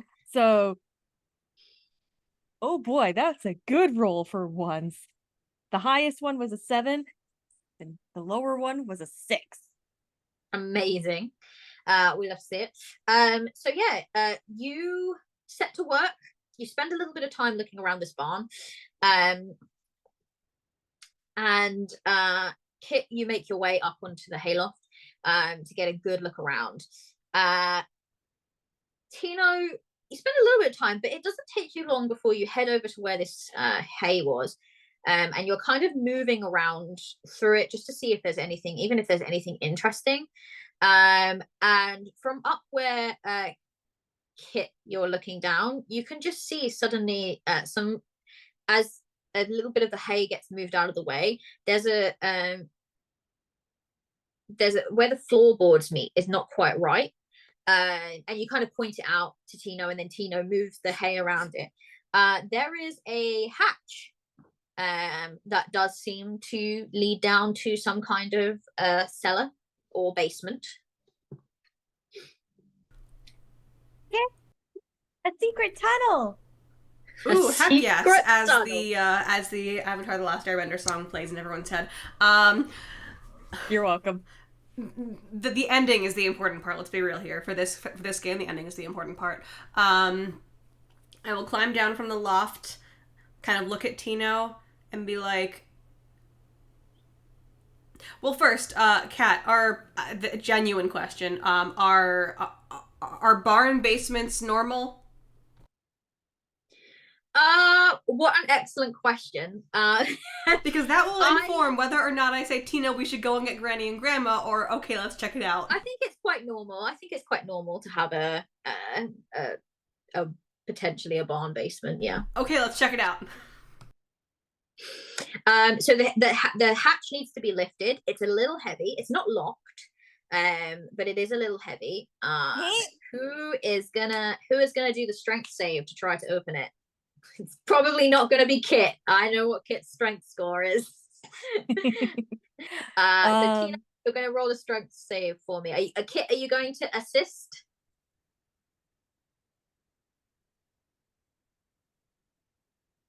Try to lever. Okay. Got it. Roll with advantage. I just realized Tell I me what the was lowest score muted is on and stream for whether it that one, beats so your I'm leveraging with a pitchfork. Oh, thank you. Advantage. The high one was a 14. The low one was a 3. Hey, yes. So you attempt to do it, and it is a little difficult at first, but the moment that Kit gets in there with that leverage, it's suddenly just so much easier. Like you could almost just do it with a couple of fingers. It's very easy. I do it with one. It's just like, boop. Kit just goes to use the pitchfork, like gets it just enough so the finger can get under there, and then just kind of goes to push, and then accidentally like smacks himself in the face with a pitchfork because Tino's already got it all the way up. Tino's already done it. They're like, what? Kit just ends up on their ass, just like, yep, nice one. We did it together. Like, great. Together. As you open it, there is a set of very loose wooden stairs that seem to lead down to, and it looks like it is an unfinished basement. So it's obviously one that was in the process of being built. It is made of down below. It is made of like very earthen and stone walls. So there's some stone in there, but a lot of it is made of like very compacted soil and everything like that. And a single bulb hangs from the ceiling, and you can probably find the light switch to that bulb pretty easily. Don't trust single bulbs, especially if they don't have like covers around them. Like that's some sketchy shit right there. Are you gonna head down? Yeah. Actually, I'm gonna ask GM Cat. Yes. Does it strike any memories?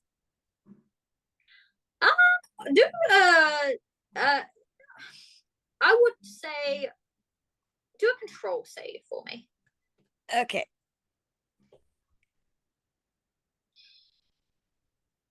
Nothing.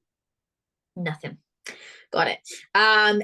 It reminds you of the memory that you already managed to hold on to, in that some of the earthen walls look a little bit cavern-like, I guess.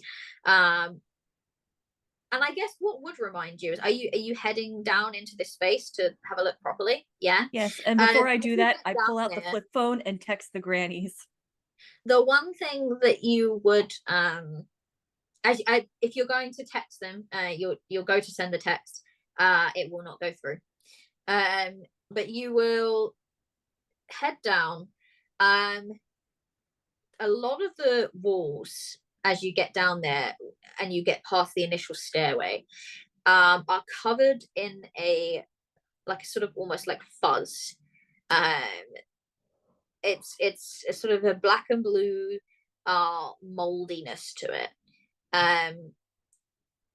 There is shelves of sort of very rusted farm equipment. There's bags of old fertilizer. It looks kind of like a storage space. Free tetanus. For the most part, and it's definitely one of those places where you're like, I don't want to touch anything here because I will get tetanus. Yeah. You see on the back wall that a deep crack has spread in the foundation along the back wall. It's actually a crack that is so deep that you could definitely fit people through it. It's almost like a very narrow passage. Yeah, now we should get Granny and Grandma. The hole is large enough for people to squeeze through. And it is also large enough for, next to this hole, there is some barrels and they're kind of labeled as highly explosive, highly inflammable. Ammonium nitrate is written along the side. And there's a note tagged to one of these barrels that it says, written, if I don't get to do this first, it needs to be destroyed. My family needs justice. And that's all that's written on this note. It's tagged on it. And yeah, this kind of crack, this cavern. Yeah, so you're saying let's go get Grandma. Yeah. Tino, we're not gonna do the white girl shit. We're gonna go get Granny and Grandma, and we're gonna solve this as a family. You just see Tino do the confused dog head tilts. She hasn't watched horror movies yet. Come on, I'll teach you later. You're gonna relate to a lot of the characters, but not the ones that most people relate to. Come on. I mean, all right, so okay, we'll leave you as you're just deciding to go to find Grandma and Granny, and we will head to Grandma and Granny and Sam. As you kind of walk up to this farmhouse, there is a truck in the driveway which tells you that JJ has not gone out anywhere. You are going in, I guess. The door is, I said it's ajar, but it's actually mostly swung open. It's not at all like almost closed or anything like that. It's most of the way out. Yeah. Well, it looks like we don't have to knock, or we can just shout it. JJ, hello. The door's open, and it's Gertie and Aggie, so we're coming in. Let's say, as you listen, let's say you roll a control save for me. Well, I'm gonna roll Sam as well. I would like to unsling the big gun from my back and just quietly load it. I rolled a 2. 2. That's a good score. I keep forgetting that.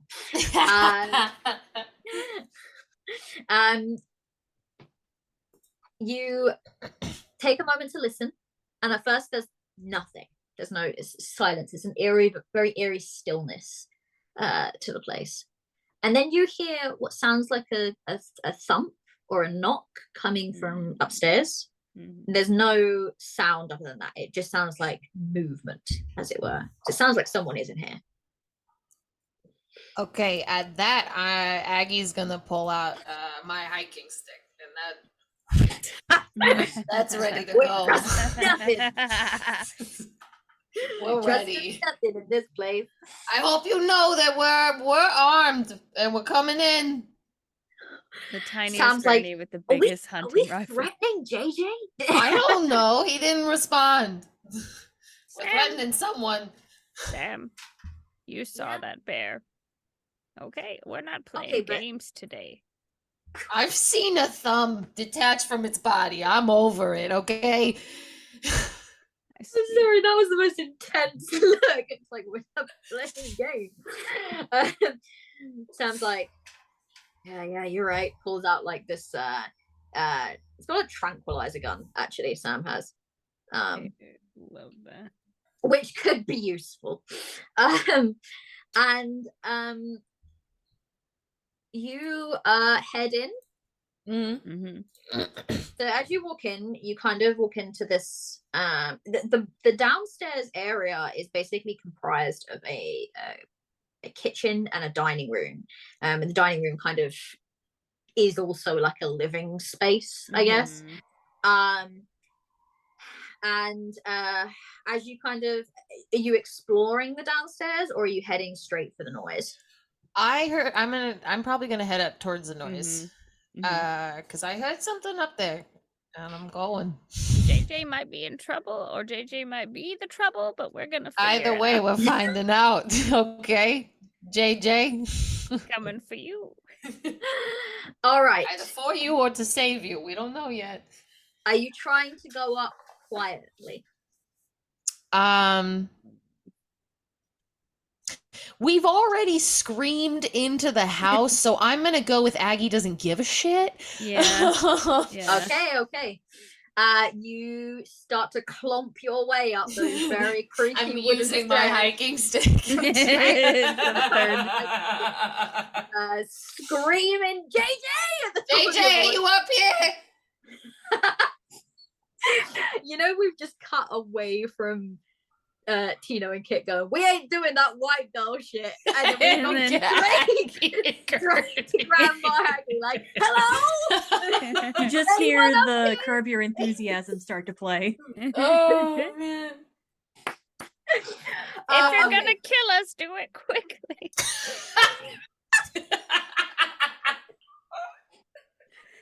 I love these tension diffusers. It's All so right. cute. So you head up. You head up. Yeah, The I'm first- heading up. The first thing you notice, there is there's two doors up here. Mhm. There's the master bedroom, and you can see that immediately because the door is open, Okay. and you can see inside. There's nothing that suggests that someone's in there, because you can basically see the whole room. What you can see on one of the walls is, and it reminds you a little of the mess that you came into this morning, there's what looks like a sort of shrine, I guess. It is, but it's got like, it also looks like a conspiracy theorist board at the same time. There are photos of Cold Water, the people that live in it, the farm as a whole.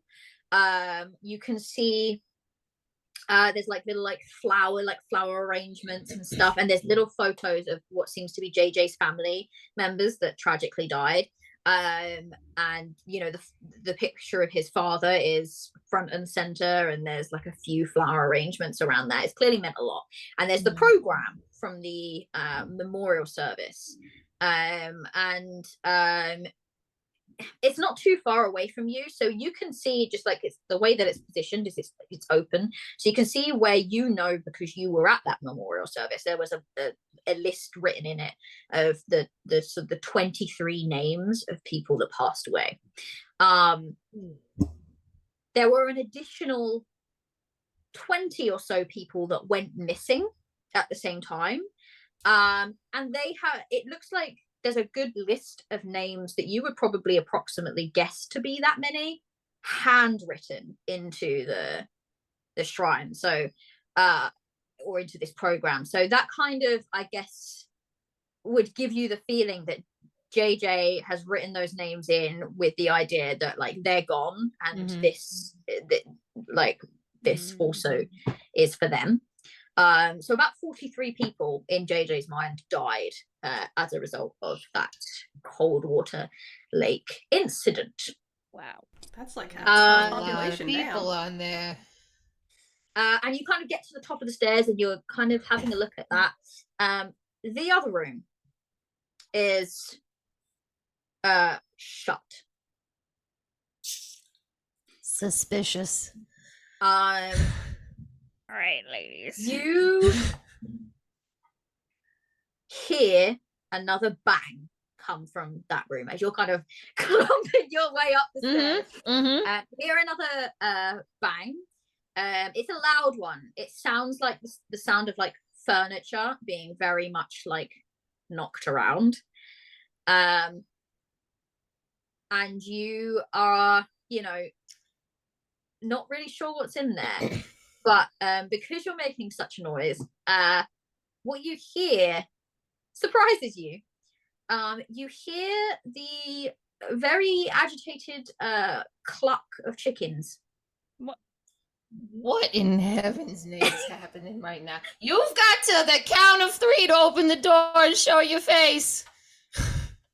What? Again, the sound of chickens kind of clucking loudly, and a mournful moo. A moo? A moo? This ain't no chicken dance, okay? Come on. 2? I don't know if we should open that door. Okay. No, we don't want to. There's a cow in there. The animals, Okay. if there's animals in there and it's not a person making the sound of animals, they sound a bit distressed and a bit confused. Okay. Well, all right. Hold on. Let's position ourselves. I'm ready. All right. If you open the door, I'll do it. you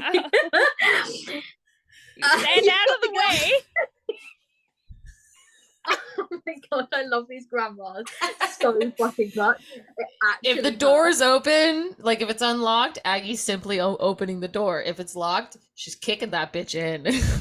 Okay, so what you would feel as you try to open the door, it's not locked. Okay. There is something up against it which will require a strength throw for Aggie's you to got be able this. to open it.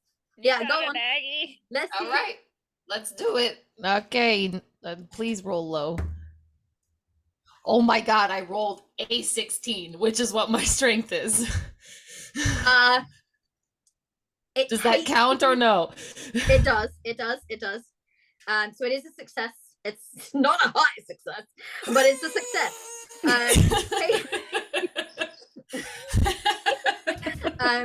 So all it does is change essentially what was blocking the door, which in this case, because it's quite heavy, turns out to be a sort of relatively large dresser.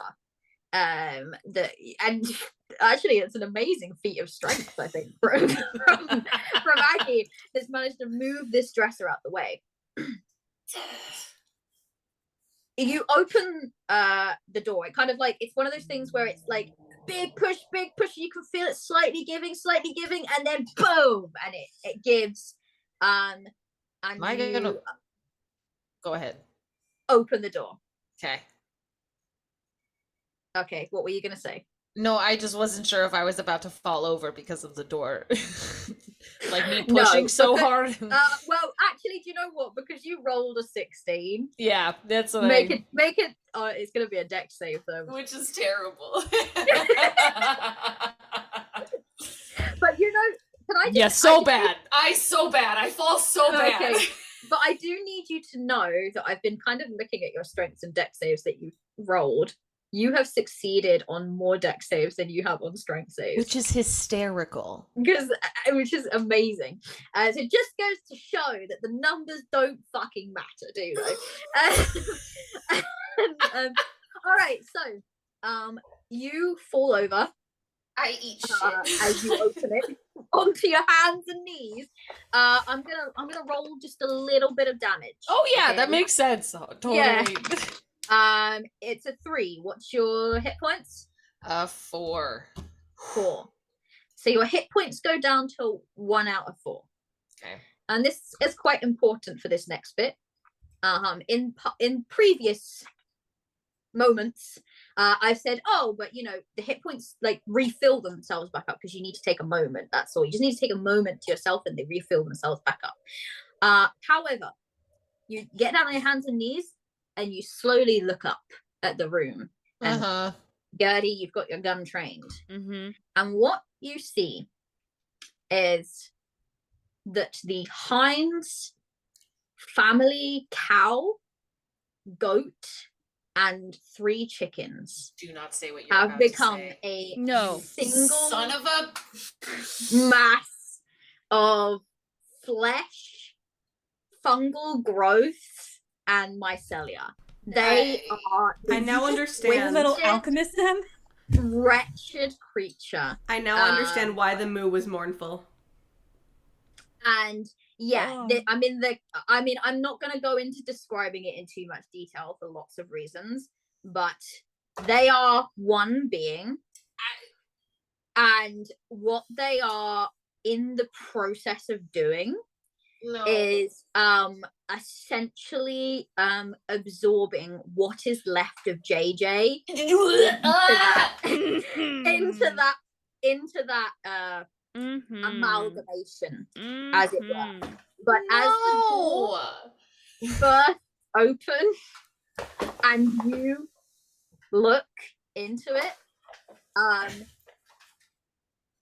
they all stop stamping, eating, whatever it is that they're doing, and all of the heads raise up towards you, and the 6 various legs and hooves. You know, what do you do? It would be Aggie to be right front and center. It would be. It would be. I shoot it immediately. Nails and thumbs don't got nothing on this. This is the most horrifying thing you've ever seen. Reactionary, Aggie would have the hiking. I would like try to swing and back myself up if possible. So what we're gonna do is we're gonna begin combat. We are coming up to the end of our time. So what we'll do is we'll get into like we'll roll what we need to roll so that we're ready for combat in our next session. Yeah. I am of the understanding that Tino and Kit are on their way. Are we screaming as we planned? Is there a scream of like help? Yeah. So much Aggie screaming. has yelled so much. screaming. You thought you heard Aggie yell with a thumb. They just watched JJ be absorbed into a monster. So Aggie is just screaming. Gertie is screaming. And as you're walking towards the farmhouse, Kit and Tino, you hear the screams, and you also hear Sam's voice yelling as loud as she possibly can. Holy fucking shitballs! What the fuck am I looking at? Yeah. At that, Tino just picks up Kit, and you get to ride the stop motion skeleton. There's no mechanical benefit to that in terms of speed or anything like that. But you start making your way towards the house. What we're gonna do, so I'm just gonna get this up so that I do this correctly.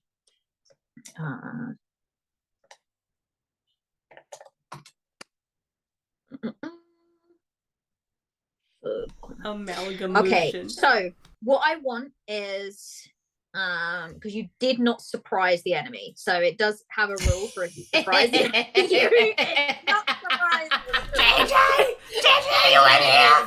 Very clear. If anything, I would say that the enemy surprised you, but in Yeah. this case, I won't put it against you. So can you all make a deck save for me? No. Yeah. I will most certainly try. I'm actually going to say, Aggie, Mhm. because you had that failure where you fell onto the thing. I'm going to say that you had an auto fail for this, so you are going Even to though I rolled last. a 3, damn it. Oh, did you roll a 3? It's okay. I'm so sorry, but you are on your hands and knees. Okay, Yeah. do you know what? Actually, no, It's you okay. know what? A 3 is good. I will let you have it, but obviously you will have to account for getting up and Absolutely. all of that in your first go. Okay, Yes. so what did everyone roll? Did you succeed or fail? I got a 10. My dex is a 9. Okay, so you failed. You got a nat 1. Yeah. Okay. This is karma for all the failed rolls this session. That's amazing. And that one is an auto success, but I'm going to give you something a little bit extra. I'm going to let you run like the wind into this house. I'm going to let you get there quicker than Tino will be able to get there. Okay. Sam also succeeded, and failed, and Gertie succeeded. I got a 3, and We my both got a dex is 3. a 10. Matching So- grannies. What that means is that Gertie and Kit will essentially take their goes before the creature. Because Kit got a 1, Kit's going first, so Kit is going to run like the wind into the house. Kit heard Granny and Grandma screaming, you know? Yeah, Kit's going. Kit has never run this fast. Kit's in got Kit's life. protective grandchild energy today. Yeah. Gertie, you will be going after. Then the creature. Yeah. No, you got a 3 as well, didn't you, Aggie? I did. Yeah. So you will also go with Gertie. They all happen at around the same time in terms of that, but I'm just so that I can get an order of combat. So we'll say that because you're on the floor, you go after Gertie just for ease. And then the creature will go. Then it's, Sam failed spectacularly, so we'll go to Tino. And then it will be Sam's turn to try to do something. I think that seeing as we're at about 1:45, we will pick this up next week, because it feels like a good time to stop rather than getting like halfway through combat and then doing the other half next week. So we're gonna pick this up next week.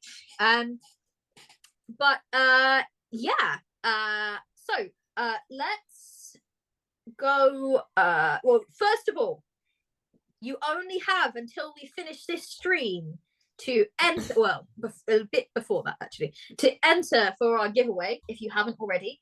Enter the giveaway. Enter the giveaway. It is for the core game, the Liminal Horror game. The lovely folks at Goblin Archives have been exceptionally kind to us, and they have given us lots of giveaway codes. We've been doing a giveaway every single week.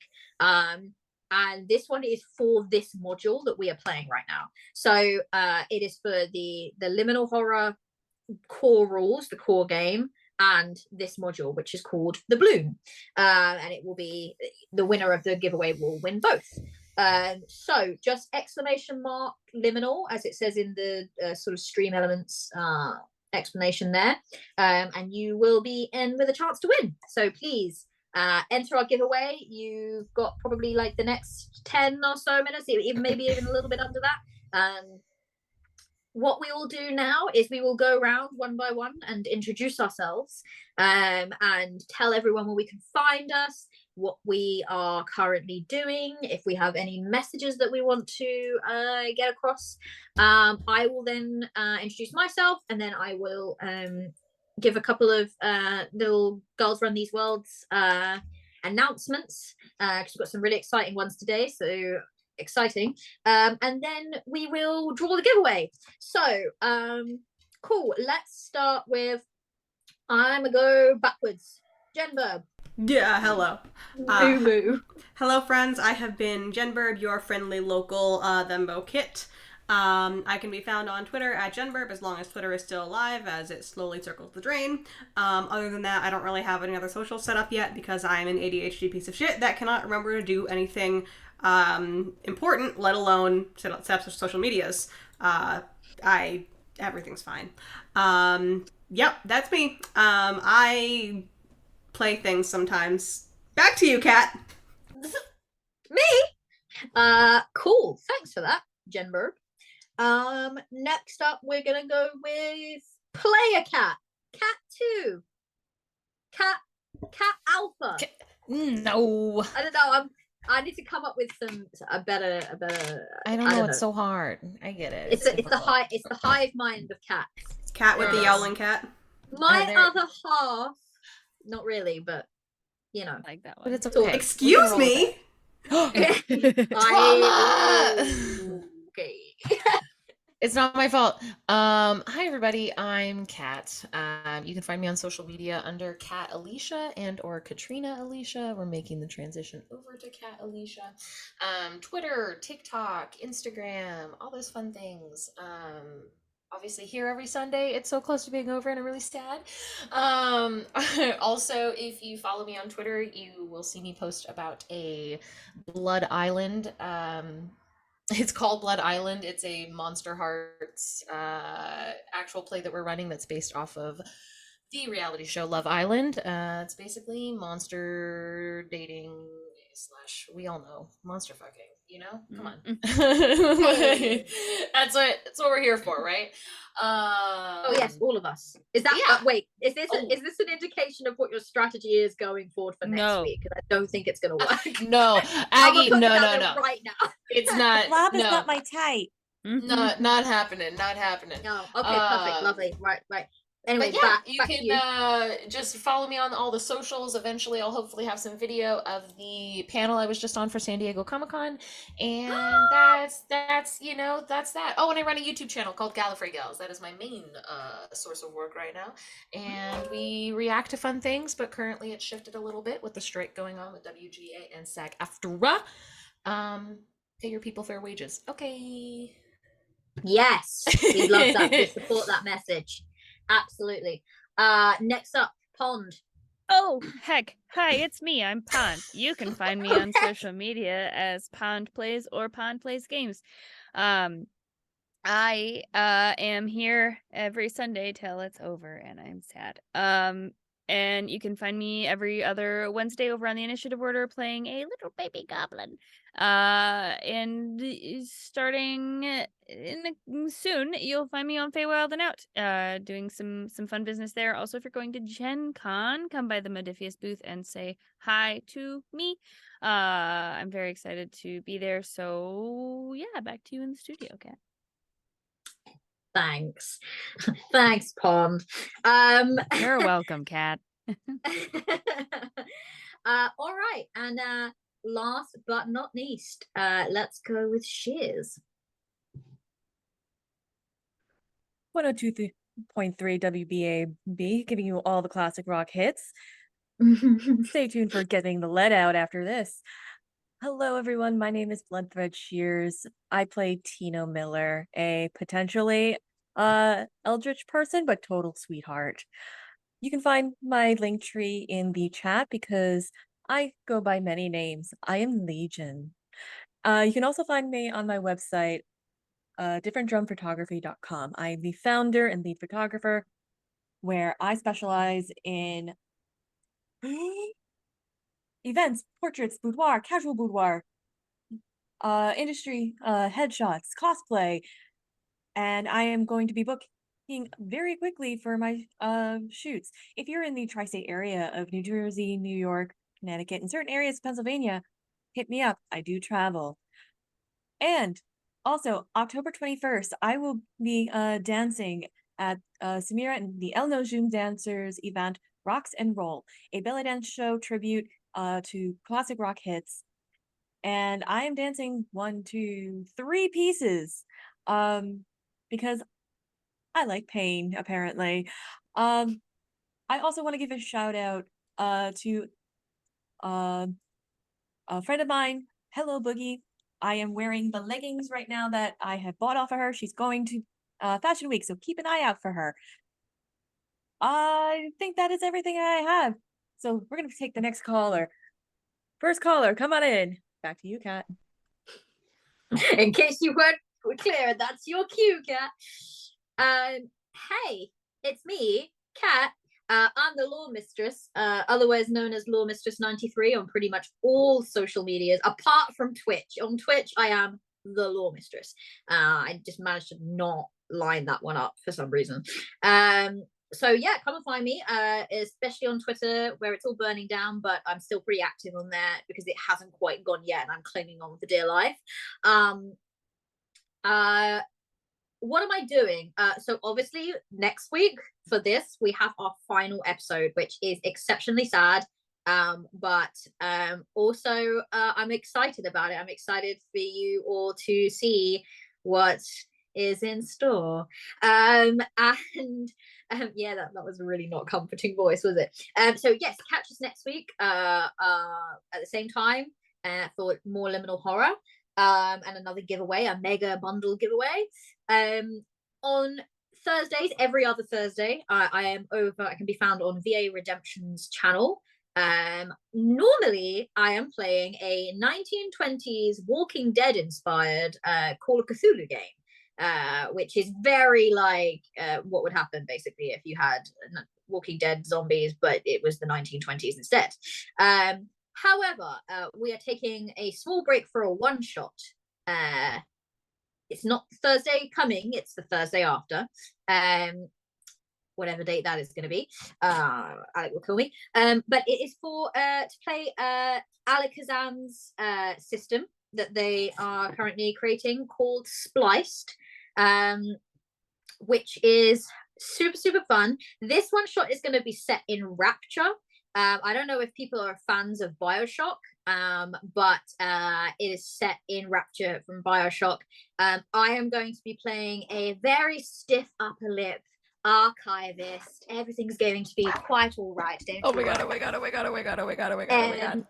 So don't panic, because I know what I'm doing, absolutely. And I am going to be, I just want to point out, I am going to be the Aggie of the group in the no stealth, no dexterity. Who needs it?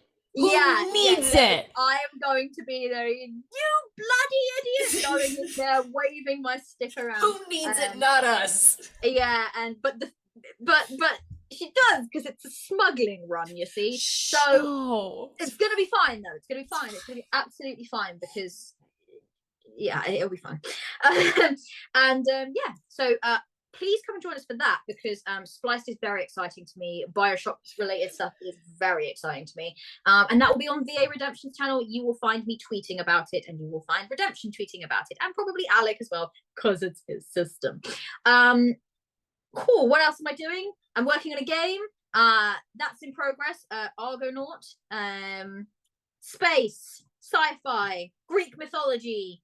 If you like the game Hades, if you like Lancer, mechs, 80s cartoons, am I kind of giving you the vibe yet? It's really fun. I'm working on a lot of stuff with Hatchling Games recently, so they are looking to launch Cryptid Creek soon. And if they reach a stretch goal, a certain stretch goal, I will be writing in the anthology for that as well, which is super exciting. And I am feeling blessed to have been asked. If you are going to be going to Dragon Meet in the UK, I will be on the stall with them as well. So yeah, quite a lot going on my end. Cool. I guess I'll leave it there. So girls run these worlds announcements, and then we will draw the raffle. So you have been watching on Girls Run These Worlds, obviously. We have a few things happening. First of all, Monday, I believe it's the finale coming up of Rangers of the North, 7 p.m. ET. It's their last episode. please check them out. Because Sarah Moore is a fantastic law mistress, spoken from the mouth of the law mistress herself. So you should check that out. It is for Free League Publishing's like sort of 5e, One Ring 5e system. So yeah, go and check out the finale. It's going to be really fun. We currently have 2 active casting calls. And they are ending today. So you only have today to sign up. They are for The Witcher, or should I say The Witcher.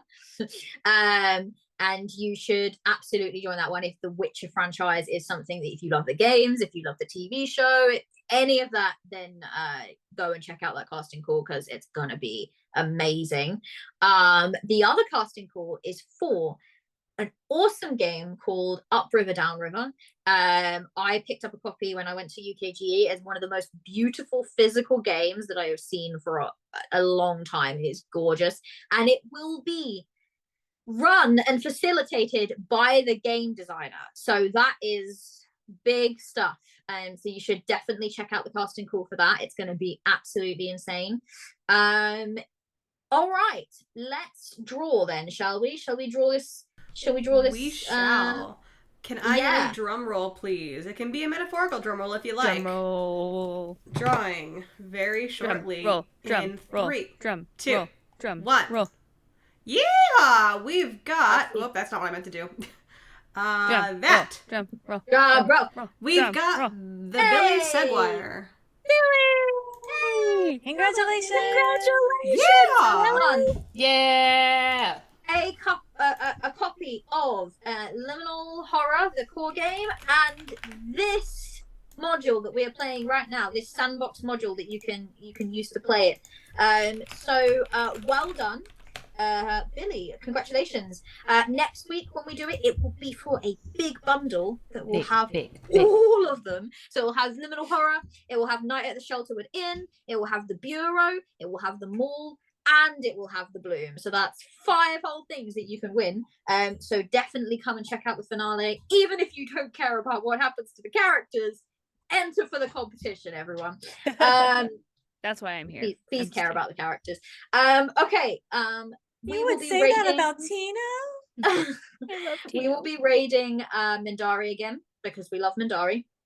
And yeah, thank you all so much for joining us. I think that's everything I needed to say. Oh, look, we're actually going to visit Theodora Styles. I lied.